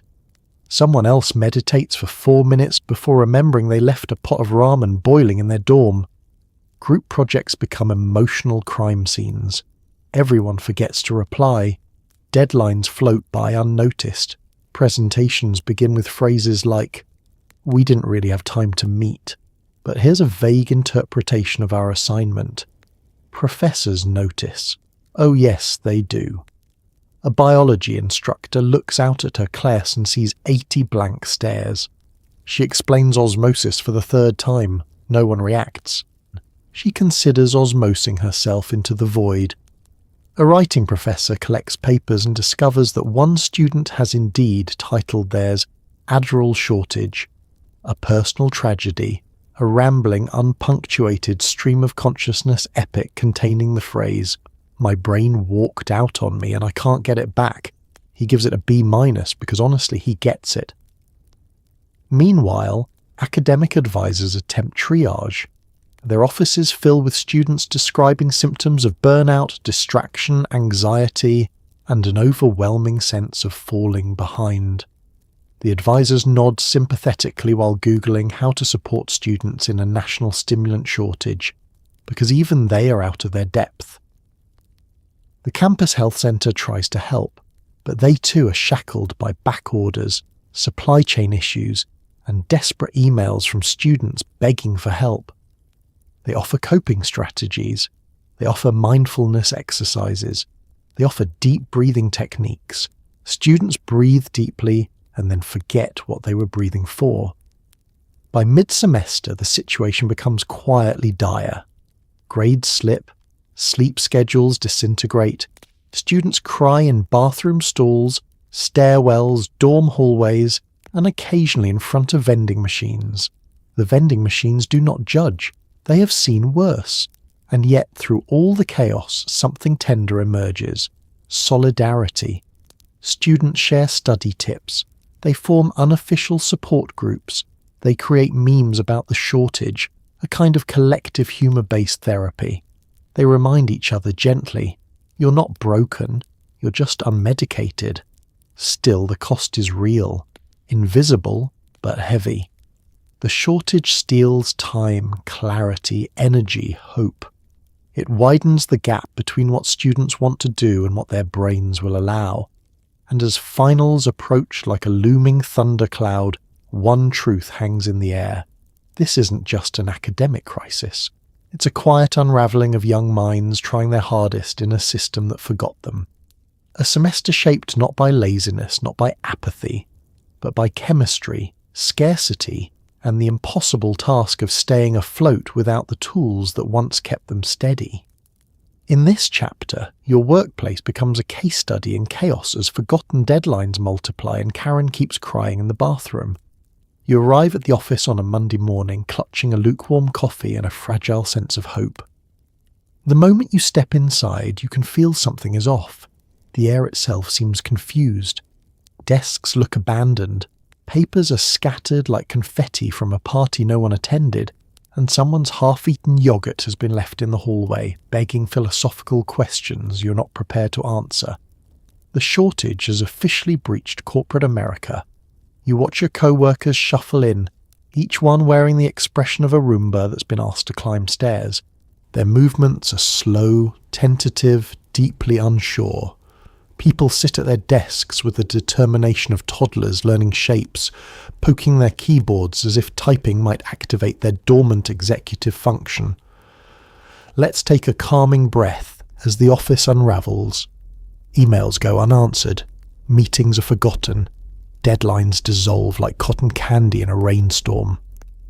One employee tries to schedule a quick sync but forgets to send the Zoom link, the agenda, or the invitation. Another spends 45 minutes staring at an Excel sheet without touching the keyboard. A third opens Slack, sees 87 unread messages, and quietly closes the laptop. And then, of course, there's Karen. Sweet, overwhelmed Karen. She enters the bathroom roughly every 2 hours to cry silently while staring into the mirror like a character in a dramatic coming-of-age film. You want to help her, but you're also fighting the urge to cry in the break room yourself. Truly, the workplace has become an emotional relay race, and no one is winning. Managers attempt damage control. They walk around with clipboards, trying to look authoritative, but the clipboards are blank. One manager asks how everyone is doing, and 20 pairs of glazed-over eyes stare back in collective disassociation. Another manager tries to hold a motivational meeting, but halfway through, he forgets what the meeting is about and dismisses everyone early out of embarrassment. Meanwhile, the HR department is fielding complaints that make no sense. I think my brain turned off, one employee writes. I've lost my inbox, says another, and a third simply emails, help. HR responds with a cheerful PDF about mindfulness, which everyone forgets to open. Workplace productivity plummets. Reports are turned in late or not at all. Someone accidentally sends a grocery list to the entire company. Another employee updates a presentation with random stock photos of llamas, and no one notices for 3 days. But it's not just chaos, it's exhaustion. Real, deep, bone-level fatigue. Adults who once juggled tasks with competence now struggle to remember why they walked into conference rooms. People begin writing sticky notes everywhere, on monitors, on notebooks, on water bottles, on foreheads, small paper breadcrumbs in a desperate cognitive scavenger hunt. You watch as one co-worker tries to complete a simple task, updating a document. They click into it, hesitate, check email, check the calendar, open a browser tab, open a second tab, forget why they opened the first tab, close everything, reopen everything, stand up, sit down, and suddenly decide they need to reorganize their desk drawer. This cycle repeats for hours. Lunch breaks become therapy sessions. Individuals gather around microwaved leftovers, whispering support like, "It's not you, it's the shortage." Someone suggests switching to matcha. The group collectively sighs in defeat. By late afternoon, the office resembles a quiet post-apocalyptic village. People wander aimlessly. The copy machine displays an error message that even the IT department refuses to interpret. Someone accidentally schedules 3 overlapping meetings. Someone else shows up to a meeting that was cancelled 2 days ago. And the executives? They hold emergency strategy calls. They analyze productivity metrics. They scratch their heads and ask, "What's happening to our workforce?" But the answer is obvious to you. Half the staff is running on fumes, caffeine, and sheer stubbornness. Half the staff is living inside unmedicated minds that refuse to cooperate. Half the staff is silently whispering, "I cannot raw dog corporate life like this." Your workplace hasn't fallen apart because of laziness or incompetence. It's crumbling because the system that helped millions stay functional is cracked, and everyone, especially Karen, feels it. Your doctor stares at their computer like a medieval scribe trapped in a bureaucratic hellscape. They fax the same form 7 times while whispering prayers. The room around them feels ancient, not because it is old, but because bureaucracy ages everything it touches. Fluorescent lights flicker overhead with the same energy as a haunted candle. A printer hums in the corner, permanently jammed, displaying a cryptic error that even IT fears. You sit on the exam table, feet dangling, watching your physician scroll through endless electronic charts like they're decoding a forbidden manuscript. "Okay," the doctor murmurs, "we just need to submit one quick prior authorization." This is a lie. There's nothing quick about a prior authorization. A prior authorization is to healthcare what a minotaur is to Greek mythology. An unavoidable monster that lives in a labyrinth designed specifically to break the human spirit. Your doctor clicks into a portal. It loads with the speed of a dial-up modem suffering from seasonal depression. They input your prescription, your history, your dosage, your pharmacy's address, your pharmacy's shoe size, fields that make no sense and yet demand to be filled. A small circle spins on the screen, and spins and spins. Let's pause here and breathe, slowly, because the chaos is about to deepen. The portal rejects the request. "Okay," the doctor says, "we'll try faxing." You watch them walk to the fax machine like a medieval monk approaching an uncooperative dragon. They dial. The machine whirs. Something screeches inside of it. The fax fails. They dial again and again and again. On the 7th attempt, your doctor mutters something ancient under their breath, possibly a curse, possibly a plea to whatever deity governs healthcare paperwork. Finally, the fax goes through, or so they think. 2 minutes later, the insurance company emails back. "Prior authorization denied. Please submit additional documentation." Your doctor sighs so deeply that their soul briefly leaves their body. They reopen the chart. They begin typing what will eventually become a 5-paragraph essay about your medical necessity. They attach lab results. They attach visit notes. They attach a letter explaining that you cannot, in fact, try yoga first, because yoga is wonderful but has not yet been clinically validated to correct dopamine transporters. They fax it again. The insurance company replies, "Incomplete." Your doctor scrolls through the rejection message, brows furrowing as they read requirements written in bureaucratic riddles. Patient must have trialed and failed alternative medications. Patient must demonstrate functional impairment. Documentation must be signed in blue ink under a full moon. Your doctor rubs their temples. Okay, they whisper. They want proof you've tried alternatives. You hold up a bottle of caffeine pills. I tried these. The doctor shakes their head. They want medical alternatives, not the emotional equivalent of begging caffeine to love you. They reopen the form, type some more, then attempt a third fax. The machine spits out a page at random. The doctor stares at it like it's a prophecy foretelling doom. Meanwhile, on the insurance company's end, someone in an office miles away receives your documents and places them in a stack taller than themselves. They sip tea, they click a box. They decide your fate with the enthusiasm of someone sorting junk mail. Hours pass. You and your doctor wait. The authorization finally returns with a new status, pending additional review. Which means nothing. Absolutely nothing. Your doctor leans back in their chair, eyes glazed. This, they whisper, is my life now. And you understand in that moment. The shortage isn't just a supply problem. It's a paperwork dungeon, a bureaucratic gravity well into which time, effort, and sanity disappear. Your doctor finally prints a temporary prescription to try while they continue battling the insurance hydra. As you leave, they're dialing again, faxing again, whispering prayers again, a modern healer fighting an ancient monster. You try Vivance, then Concerta, then a generic that makes your left eye twitch. It's a pharmaceutical tasting menu no one asked for. Welcome to the great stimulant shuffle, an experience that feels part science, part gambling, and part spiritual trial. You walk into it optimistically, imagining that switching medications will be a quick and simple adjustment. A few days, a few tweaks, and you'll be back to functioning like a human adult instead of a stressed-out raccoon.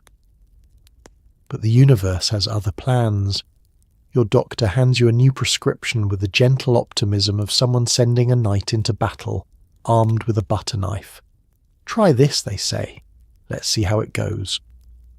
You nod, unaware that you've just enrolled in a neurological carnival ride. You start with Vyvanse. Day 1, you feel mild clarity. Day 2, you feel incredible. You clean the entire kitchen, reorganize your email folders, and briefly consider running for local office. Day 3, you crash so hard that gravity becomes emotional. You lie on the couch contemplating your choices, your future, and whether pants are a social construct. Your doctor switches you to Concerta. Concerta arrives with a different vibe. Steady, controlled, so calm it feels like your brain is wearing loafers. At first everything is fine. Better even. You focus. You work. You remember to drink water. But then comes the side effect. A gentle but persistent feeling of being wrapped in slightly uncomfortable plastic wrap. You're not suffering exactly, you're just aware that your brain has opinions it can't articulate. Let's take a soft breath, because things are about to get weirder. Next comes generics. Generics are perfectly legitimate, scientifically sound medications except when they aren't. Some are great, some are okay. Some feel like someone photocopied the original medication at 2% quality and mailed you the blurry result. You try one brand and your left eye twitches like it has notifications. You try another and suddenly you can focus too much, like you're seeing through time. A third makes you clean your windows at 11 p.m. while thinking about every conversation you've had since 2004. Pharmacists sympathize. Doctors sigh knowingly. Your brain quietly files a complaint with management. Meanwhile, the shortage adds an extra layer of chaos. You finally find a medication that works. But guess what? It isn't in stock anymore. The pharmacy tech tells you they can order it, but it might take a week or a month or possibly never. You laugh, but it's not a funny laugh. It's the kind of laugh people make while unravelling sweaters. Desperation sets in. You begin Googling your symptoms. You join forums where people compare generics like wine sommeliers discussing flavour notes. This one gave me heart palpitations. This one made me hyper-focus on building a tiny boat. This one turned my emotions off like a light switch. You nod along, feeling in community but also deeply unwell. At work, your co-workers start to notice. Some days you're laser-focused and unstoppable, an office productivity deity. Other days you're a living screensaver, bouncing gently off the metaphorical edges of your responsibilities. Karen in accounting asks if you're okay. You tell her you're between formulations. She pretends to understand. Your relationships feel the ripple effects too. Friends ask why you are alphabetizing your bookshelf at midnight. Your partner wonders why you are reorganizing the spice rack for the third time in a week. You smile and say, "I'm adjusting," while your brain screams in 4K surround sound. Yet through all of this chaos, something becomes clear. Medication is not a magic switch. It's a careful dance between chemistry, physiology, and whatever mysterious forces govern side effects. And during a shortage, that dance becomes a frantic tango performed on a moving staircase. By the time you try your fourth or fifth formulation, you know the truth. You aren't choosing medications, they're choosing you, and every choice feels like spinning a roulette wheel labelled focus, anxiety, productivity, tremors and whoops. That wasn't it. But you keep going, because somewhere out there, in a pharmacy that may or may not have inventory, is the one medication that makes everything click. Your Goldilocks pill, your chemical soulmate, your exit from the tasting menu. If only the shortage would let you find it. Here you chug energy drinks, try ginkgo biloba, stare at a productivity influencer on YouTube, and realize none of this is fixing your brain. You begin this chapter in a grocery store aisle labeled wellness, which is optimistic considering half the products here were invented by men wearing linen pants and financial desperation. Shelves are lined with potions, powders, gummies, tinctures, and mysterious herbal blends with names like Brain Surge, Mind Turbo, and Focus Flex Ultra, all packaged in fonts you instinctively don't trust. But you're desperate. You pick up a bottle of ginkgo biloba, which claims to support cognitive clarity. You don't know what that means, but it sounds promising. Next to it is a bottle of fish oil the size of a fire extinguisher. Next to that is a packet of mushroom powder promising peak mental performance, which is bold for something that smells like wet forest floor. Let's take a soft breath. Your journey is just beginning. Next you turn to caffeine, the oldest, most socially acceptable stimulant in existence.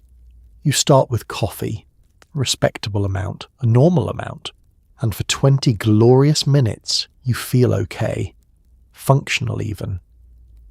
But then, inevitably, the crash arrives. You stand in your kitchen gripping your mug like a lifeline, staring into the middle distance as your brain quietly slides down a cognitive staircase. You level up to energy drinks. You buy a can the size of a parking cone, something named Hyper Voltage Dragon Blast. The label warns you not to operate heavy machinery after drinking it, which is concerning because your heaviest machinery is your own frontal lobe. You chug half of it. Your heart develops its own side quest. Your eyebrows sweat. For 10 minutes, you experience a burst of productivity so intense you consider building a treehouse. And then nothing. A long, slow, disappointing nothing. The Dragon Blast was a lie. You turn to supplements, vitamin B complexes, ashwagandha, rhodiola, magnesium, omega-3, a powdered drink mix that promises improved attention, but mostly tastes like sadness. You order nootropics off the internet, ignoring the fact that the company's website looks like it was designed during the GeoCities era. One capsule makes you slightly calm, but also slightly dizzy. Another helps you focus for exactly 14 seconds. A third makes you want to deep clean your oven at 3 a.m, which is not helpful and possibly a cry for help. And then the productivity influencers arrive. You watch a YouTuber with under-eye circles and suspiciously upbeat energy explain their ultimate focus routine. It contains 12 steps, 19 supplements, 2 meditation sessions, a gratitude practice, a dopamine detox, a minimalist desk setup, and something called biohacking breathwork, which feels like it should come with a warning label. You try the routine, all 12 steps.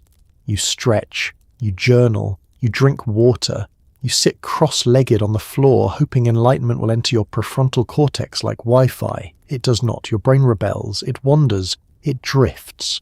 It taps the mental do not disturb button. You stare at your to-do list like it's written in ancient Sumerian.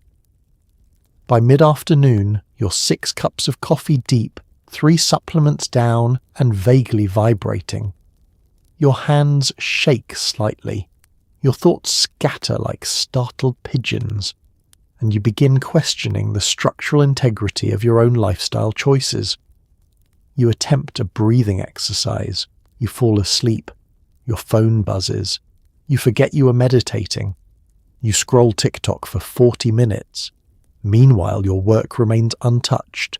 Your tasks multiply. Your brain continues doing whatever it wants, mostly wandering into nostalgic childhood memories, existential dread spirals, and the sudden urge to rearrange furniture. But none of these replacements, none of the caffeine, none of the herbs, none of the YouTube life coaches touches the root problem. They don't lift the fog. They don't quiet the noise. They don't straighten the rumour path your thoughts insist on following. They're band-aids for a system that runs on dopamine. And right now, you're running on fumes, vibes, and beverages that should be illegal in at least 2 states. As evening settles, you sit there surrounded by empty cans, supplement bottles, and the faint smell of mushroom powder. You sigh deeply, the sigh of a person bravely pretending tea might save them tomorrow, and you whisper the truth into the dimly lit room. I miss my prescription. A quiet but ominous breakdown of supply chains, quotas, demand curves, and corporate incentives that definitely do not prioritize your sanity. You begin this chapter by stepping into the vast, tangled machinery of the American pharmaceutical system, a place so complex and poorly lit that even the people who run it occasionally look around and whisper, "Are we in charge of this?" It's a labyrinth of shipping containers, spreadsheets, regulatory documents, factory floors, and quarterly earnings calls. Everywhere you turn, something is delayed, out of stock, miscategorized, or floating aimlessly on a barge off the coast of California. Let's take a slow breath. Because what's about to unfold is not a dramatic collapse, but a deeply inconvenient one, a soft apocalypse, a gentle, irritating unravelling of interconnected systems that were already held together with zip ties. First, the supply chain. Picture shipping routes as giant conveyor belts stretching across the world. Now imagine someone tosses a wrench into one belt, a flip-flop into another, and a live raccoon into the third. That's the global supply chain right now. Unpredictable, fragile, and occasionally screaming. Factories overseas struggle to obtain raw materials, precursor chemicals that only a few facilities know how to produce. If even one of those factories slows down, everyone slows down. 1 week of disruption becomes 3. 3 becomes 6. And the shortage ripples outward like a very boring, very stressful butterfly effect. Next, the quotas. The DEA, trying to prevent stimulant misuse, sets annual production caps on amphetamines. These caps are based on past demand, not current chaos. Imagine someone planning a grocery list based on how hungry they were last year, not today. Now imagine that grocery list is legally binding. Even when demand skyrockets, quotas remain suspiciously steady, frozen like a medieval portrait of a king who definitely did not look like that.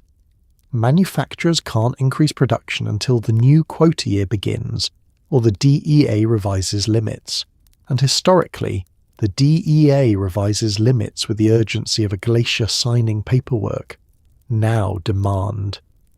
ADHD diagnoses have been rising for years, especially among adults who didn't realize their quirks were actually executive dysfunction wearing sunglasses. Then came 2020. The world slowed down, people met their own thoughts, and millions sought evaluations. Telehealth made diagnosis more accessible. Medication became a lifeline. Demand soared not by 5% or 10%, but by a tidal wave amount no one was ready to handle. The pharmaceutical industry loves growth, except when it requires additional manufacturing effort. Then growth becomes an inconvenience, which brings us to corporate incentives. Here's the truth no one wants to say out loud. Drug shortages are often not financially catastrophic for the companies that produce them. They sell everything they can make. They face little competitive pressure because producing stimulants is tightly regulated and complex. There's no legal market competition offering a cheaper alternative, and increasing production capacity, building new facilities, hiring workers, upgrading machines, costs money. Money companies do not want to spend unless absolutely forced, so they point to the DEA. The DEA points to manufacturers. Manufacturers point to ingredient suppliers. Suppliers shrug. Everyone hands the blame to someone else like it's a hot potato covered in liability. And you're standing in the middle of this bureaucratic relay race holding an empty prescription bottle and a growing sense of dread. Let's breathe again. Because even if all these pieces were fixed, if quotas increased, if factories expanded, if shipping lanes stabilized, there's still the final uncomfortable truth. Pharmaceutical systems don't turn on a dime. They turn on a calendar year. Production takes months. Regulatory approval takes months. Distribution takes months. A shortage starting today may not be resolved until long after the panic headlines slow down. And corporate urgency? Let's just say it runs on profit season, not your brain chemistry season. So when officials say, we expect improvement soon, what they really mean is, we have no idea, but please stop emailing us. This shortage may outlast optimism. It may outlast news cycles. It may linger like a houseguest you didn't invite and cannot legally evict. Not because no one cares, but because the system wasn't designed to respond quickly and definitely not designed to prioritize your sanity. And that's the quiet, ominous truth. In this final segment, America begins asking harder questions about healthcare, mental health, pharmaceutical dependency, and why it took a crisis to acknowledge what millions needed all along. You step into a country experiencing a collective moment of clarity, the sort of clarity that doesn't come from enlightenment or meditation, but from being knocked repeatedly in the forehead by reality. The shortage has dragged on long enough that the nation can no longer ignore it. It's the cognitive equivalent of waking up, stepping on a Lego and realizing, hey, maybe the floor plan isn't working. Everywhere you look, conversations spark.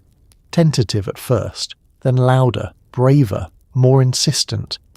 Parents talk about their kids' struggles openly instead of whispering. Adults admit their symptoms aren't personality quirks, but decades of unmanaged neurodivergence. Teachers describe classrooms that were chaotic long before anyone ran out of medication.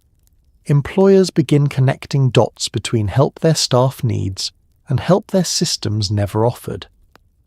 Let's take a grounding breath as the country collectively realizes this wasn't just about Adderall. It never was. It was about the foundations underneath it. Healthcare access that depends on luck and zip code. Insurance labyrinths that punish persistence. Regulators working with data that expired before TikTok existed. A pharmaceutical industry balancing innovation with profit margins. And millions of people who didn't feel they were allowed to ask for help until everything collapsed around them. You watch a town hall meeting where frustrated citizens line up to speak. One mother describes her son's academic decline during the shortage. A college student explains she nearly failed her classes. An accountant confesses she cried in the stairwell 4 times last month. The microphone wobbles under the weight of truths that were once hidden behind polite smiles and sheer coping. Meanwhile, policymakers scramble. Panels form, committees meet. Experts appear on live streams with carefully curated bookcases behind them. They use words like systemic, structural, supply resilience, and other phrases designed to sound responsible while revealing nothing. Still, the pressure mounts. People are paying attention now. You can feel it, an awakening of sorts. Out in the real world, though, the conversations feel different. Softer, more human. Co-workers who once joked about being scatterbrained now say, "I think I might have ADHD too." Parents compare notes in parking lots. College kids share TikToks about diagnosis journeys. Therapists gently explain that needing support doesn't make someone weak, it makes them human. As you drift through this shifting landscape, you notice something beautiful emerging from the mess. Empathy. Quiet, unpolished, imperfect empathy. People start understanding each other not as productivity machines, but as complex, overworked brains trying their best. And with that empathy comes accountability. Pharmaceutical companies are questioned about production transparency. The DEA is asked why quotas ignored rising diagnoses. Lawmakers demand data instead of reassurances. Journalists dig deeper into why shortages keep happening in the wealthiest nation on earth. The shortage becomes a mirror, a slightly cracked, badly lit mirror, but a mirror nonetheless. And the reflection forces everyone to ask uncomfortable questions. Why is mental health care still a privilege? Why do millions rely on a medication supply chain held together with prayer and duct tape? Why did we stigmatize the condition for decades, only to be shocked when demand finally revealed how widespread it truly was? As the nation wrestles with these questions, solutions begin to flicker to life. Long-term manufacturing plans, updated quotas, expanded telehealth, better training for clinicians, more flexible insurance coverage, conversations about neurodiversity shifting from accommodation to understanding. They're slow changes, imperfect, messy, but they are happening, and you, standing in the midst of a nation learning to see itself clearly, realize something important. The chaos forced honesty. Honesty forced introspection, and introspection, slow, halting, uneven, might finally lead to compassion. America didn't choose this moment of reckoning. It stumbled into it face first. But now that it's here, the country has a choice: patch the cracks or rebuild something stronger. And for the first time in a long while, you feel a cautious, fragile hope that maybe, just maybe, people are ready to try. You wake up one morning to discover your pharmacy does have your medication, sort of. They hand you a generic made in a factory whose name sounds like a Scrabble accident. Suddenly you're comparing pill shapes, colours and dissolution rates like a medieval peasant, evaluating which bucket of questionable soup is least likely to kill them. You stand there in the fluorescent glow of the pharmacy, holding the little orange bottle like it's a newborn you're not fully committed to raising. The pharmacist gives you an apologetic nod, the kind reserved for bad news, delivered gently, like, "Your prescription is ready, but also good luck." You examine the pills. They're not the cheerful, familiar brand name tablets you know. These look tired. These look like they'd sit out of gym class with a forged note. One is slightly smaller, one is a different shade of orange. One has an imprint that looks like someone sneezed during manufacturing, but there's no time for judgment. The shortage has cornered you in a pharmaceutical alleyway, and you must adapt. Let's breathe, slowly, as you take your first generic. Day 1. You feel okay, not great, not terrible, just slightly off, like your brain is wearing shoes that don't quite fit.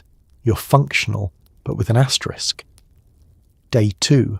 Something shifts, time stretches, thoughts wobble. You're focused, but on the wrong things.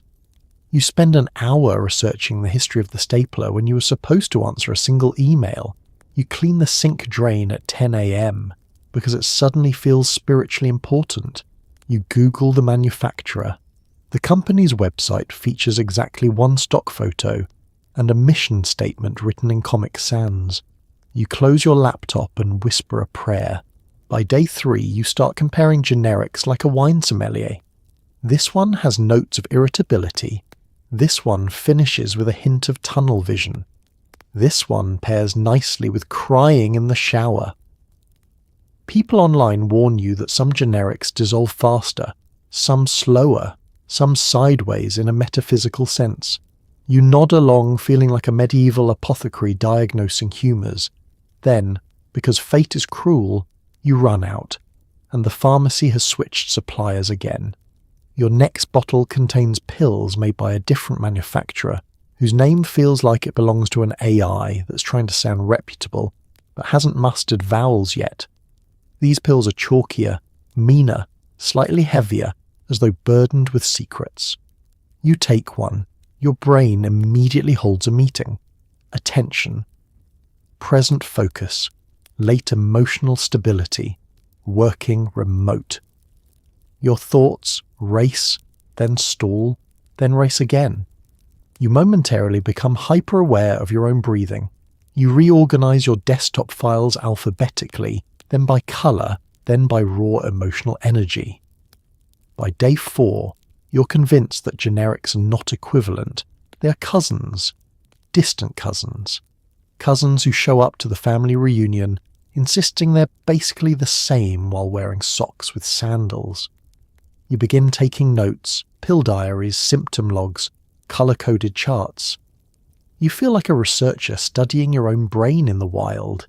You text your friend. Today's generic feels like a raccoon on roller skates. Your friend responds, relatable. Then comes the brand name versus generic debate. Fierce, passionate, unending. Some people swear generics work perfectly. Others say they feel like licking a battery. Some insist brand name is the only path to clarity.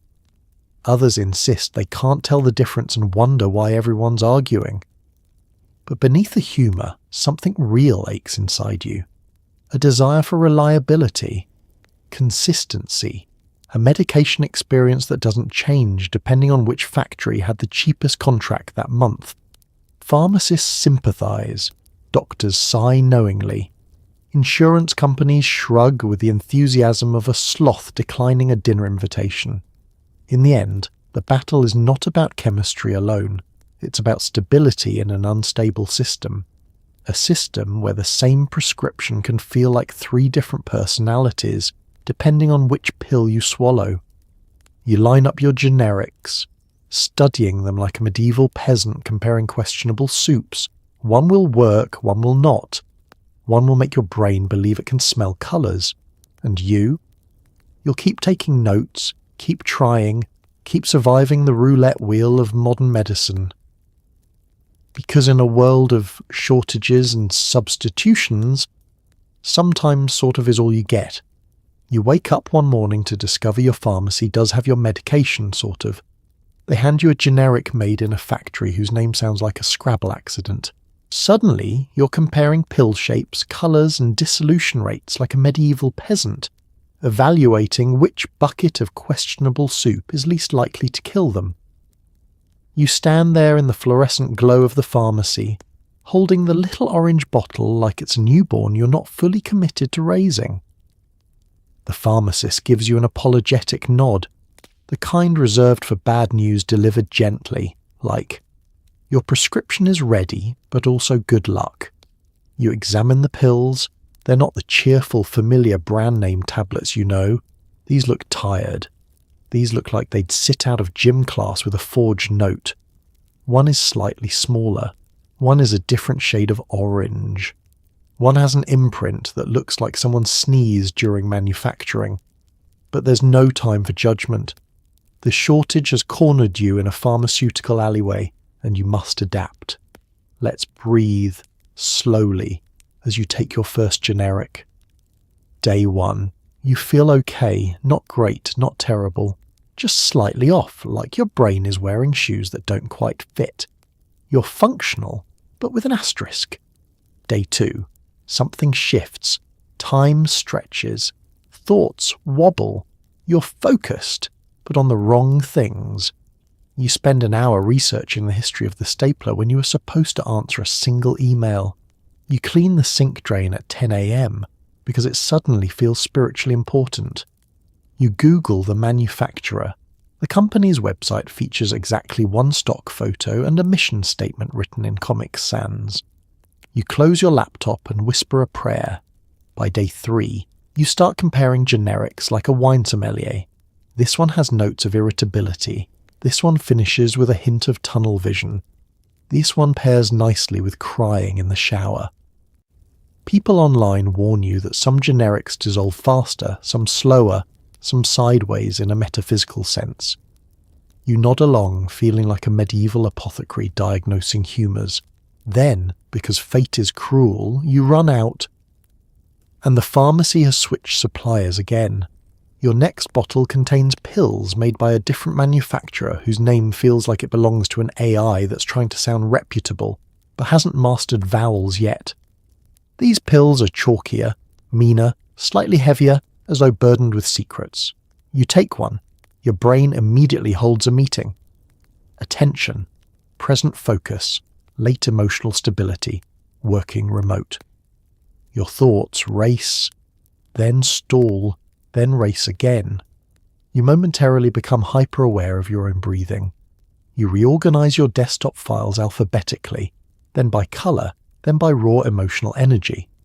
By day 4, you're convinced that generics are not equivalent.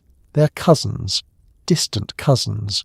Cousins who show up to the family reunion insisting they're basically the same while wearing socks with sandals. You begin taking notes, pill diaries, symptom logs, color-coded charts. You feel like a researcher studying your own brain in the wild. You text your friend, "Today's generic feels like a raccoon on roller skates." Your friend responds, "Relatable." Then comes the brand name versus generic debate. Fierce, passionate, unending. Some people swear generics work perfectly. Others say they feel like licking a battery. Some insist brand name is the only path to clarity. Others insist they can't tell the difference and wonder why everyone's arguing. But beneath the humour, something real aches inside you. A desire for reliability, consistency, a medication experience that doesn't change depending on which factory had the cheapest contract that month. Pharmacists sympathise. Doctors sigh knowingly. Insurance companies shrug with the enthusiasm of a sloth declining a dinner invitation. In the end, the battle is not about chemistry alone. It's about stability in an unstable system. A system where the same prescription can feel like 3 different personalities depending on which pill you swallow. You line up your generics, studying them like a medieval peasant comparing questionable soups. One will work, one will not. One will make your brain believe it can smell colours. And you? You'll keep taking notes, keep trying, keep surviving the roulette wheel of modern medicine. Because in a world of shortages and substitutions, sometimes sort of is all you get. In this chapter, you meet the insurance rep who has decided without medical training that you don't actually need the thing your doctor prescribed. They speak in riddles like an ancient oracle. Your coverage requires failure on 2 alternative therapies, only then shall the prior authorization ascend. You take notes, you cry a little. Your journey begins with a phone call. A simple phone call, you believe. Innocent, straightforward. You dial the number on the back of your insurance card, expecting hold music and maybe a helpful representative. Instead, you're greeted by a labyrinth disguised as a menu. For prior authorizations, press 1. For appeals, press 2. For emotional support, hang up and try again. You press 1. The line clicks. A moment passes. Then, A voice appears, so calm, so monotone, so serene that it sounds like it's been meditating inside a filing cabinet for 20 years. "Hello," the rep says. "We see your doctor has requested a medication." "Yes," you reply. "I need it to function." The rep inhales softly, philosophically. "But do you truly need it?" A silence stretches between you, thick enough to butter toast. They continue, we require evidence of. They pause, as if consulting invisible constellations. "Failure." "Failure," you repeat. "Yes," the rep says. "2 alternative therapies must fail. Only then will your request be considered." You imagine them sitting atop a mountain of unprocessed claims, draped in robes made of shredded denial letters. They flip through your chart with the solemn devotion of an oracle, reading goat entrails. Your doctor prescribed Adderall. The rep suggests yoga. Your doctor explained your neurological profile. The rep asks if you've tried breathing differently. Your doctor sent medical records, testing results, and a heartfelt plea. The rep responds, But have they provided a chart of your suffering? Let's pause. Breathe. Feel the absurdity resonate through your bones. You cling to the phone, listening as the rep recites policy clauses with the cadence of ancient scripture. Each line feels designed to protect the company's profit margins and erode your will to live. "We must ensure," they say, "that the medication is medically necessary." You glance at your to-do list, your overflowing inbox, your stack of unpaid bills, your half-written emails, and think, medically necessary? "I need this to fold laundry," but the rep is unmoved. "We will now send your request to our clinical review team," they intone. "Are they doctors?" you ask. "Some are," they say cryptically. "Some have completed several online training modules." A chill runs down your spine.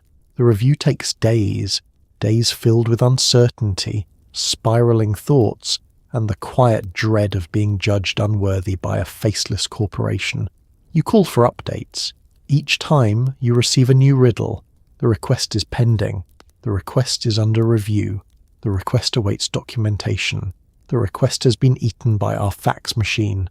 Please refax. Refax. Always refax. Your doctor tries. Their office faxes the form 6, 7, 8 times. The insurance rep says they have received none. You wonder if the fax machine is a portal to another dimension. Eventually the verdict arrives. Denied. You feel your soul leave your body. The rep explains. Alternative therapies have not been sufficiently explored. You ask, "What alternatives?" They reply, "Walking, hydration, a positive attitude." You stare into the void. Your doctor appeals. The rep sighs into the phone, the sound of someone who has denied thousands and will deny thousands more. Their voice softens, not with compassion, but with professional detachment. "We understand your frustration," they say. Translation: they do not. "We encourage you to try again," they add. Translation: cry somewhere else. And as you hang up, you realize insurance companies aren't healthcare providers. They're philosophers, Socratic, cryptic, and deeply committed to asking questions instead of solving problems. You take notes. You cry a little. And somewhere, the oracle rep whispers into the wind.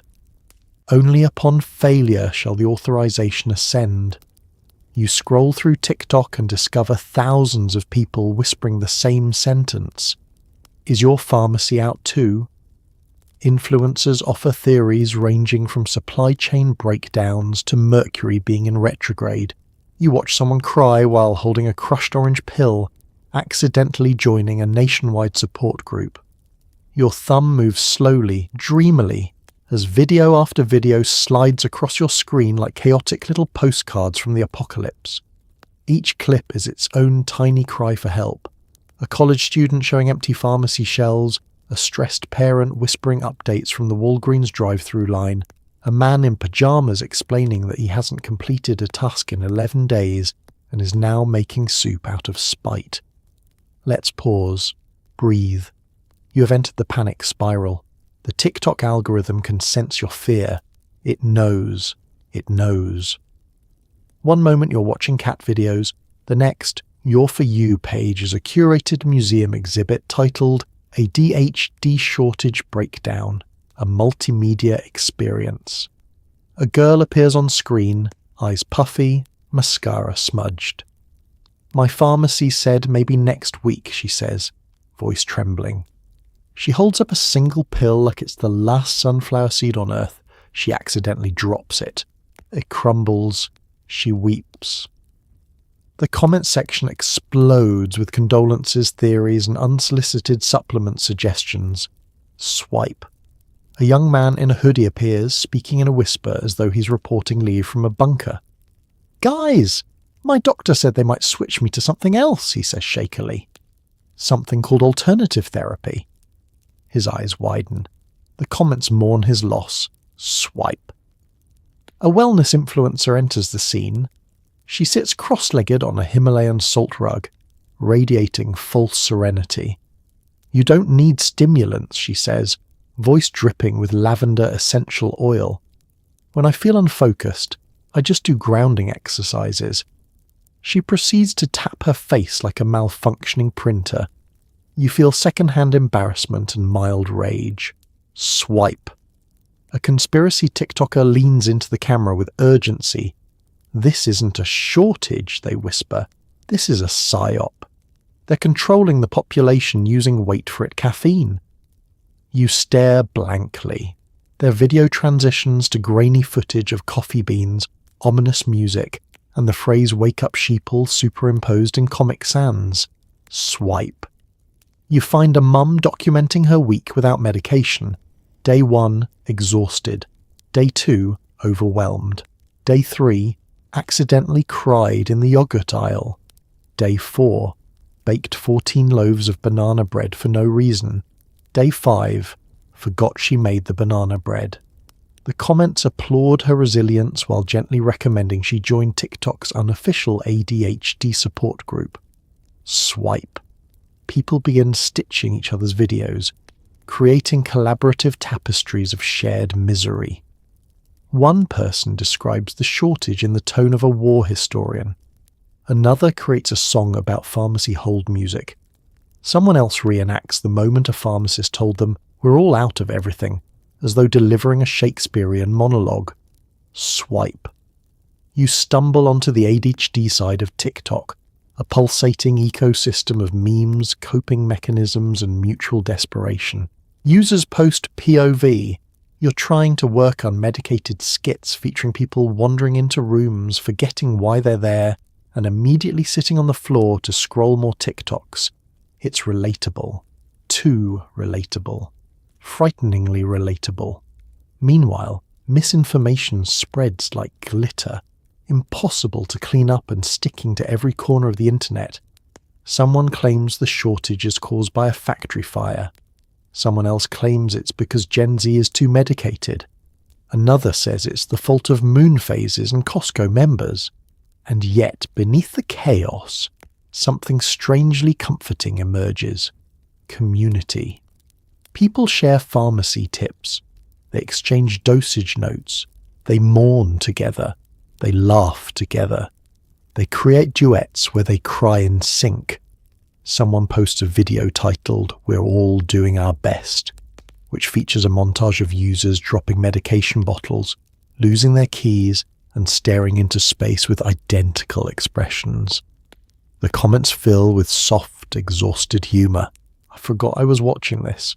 I thought this was my For You page, but it's actually my For You therapy. Solidarity, my people. You look up from your phone, feeling a mixture of dread and connection. The shortage is terrifying, but TikTok, chaotic and messy as it is, has created something like a nationwide support group. Millions of strangers whispering the same sentence into the void. Is your pharmacy out too? And for the first time, you don't feel alone. So tonight, as you settle deeper into your blankets and feel the day slowly loosen its grip on your shoulders, take a moment to breathe. Really breathe.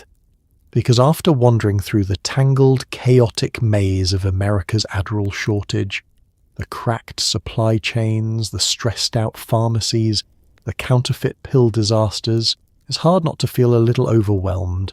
And yet, there's something strangely comforting tucked inside all this mess. People are endlessly stubborn, endlessly adaptable, and endlessly trying to make life work even when life refuses to cooperate. You've seen adults juggling careers, kids, bills, and brains that occasionally wander off like unsupervised toddlers. You've seen pharmacists on the brink, doctors drowning in paperwork, and entire communities forming midnight support groups over back-ordered prescriptions. And somehow, through it all, people kept going. Maybe not elegantly, maybe not efficiently, but forward is forward. So tonight, as you tuck into your clean bed with hot water, working electricity, and absolutely zero mystery pills, maybe whisper a small thank you to yourself for surviving another day in a world that sometimes feels like it was assembled with loose screws and expired glue. And maybe whisper one too, for everyone out there fighting their own invisible battles, the parents trying to help their kids focus, the students drowning in deadlines, the adults simply trying to remember where they left their wallet. Again. History is messy, humanity is ridiculous, and somehow we keep showing up anyway. So let your eyes get heavy. Let the room soften around you. Let sleep come quietly, gently, like a friend sitting beside your bed saying, "Hey, you did enough today. You're safe now. You're warm and you can rest." Good night, guys.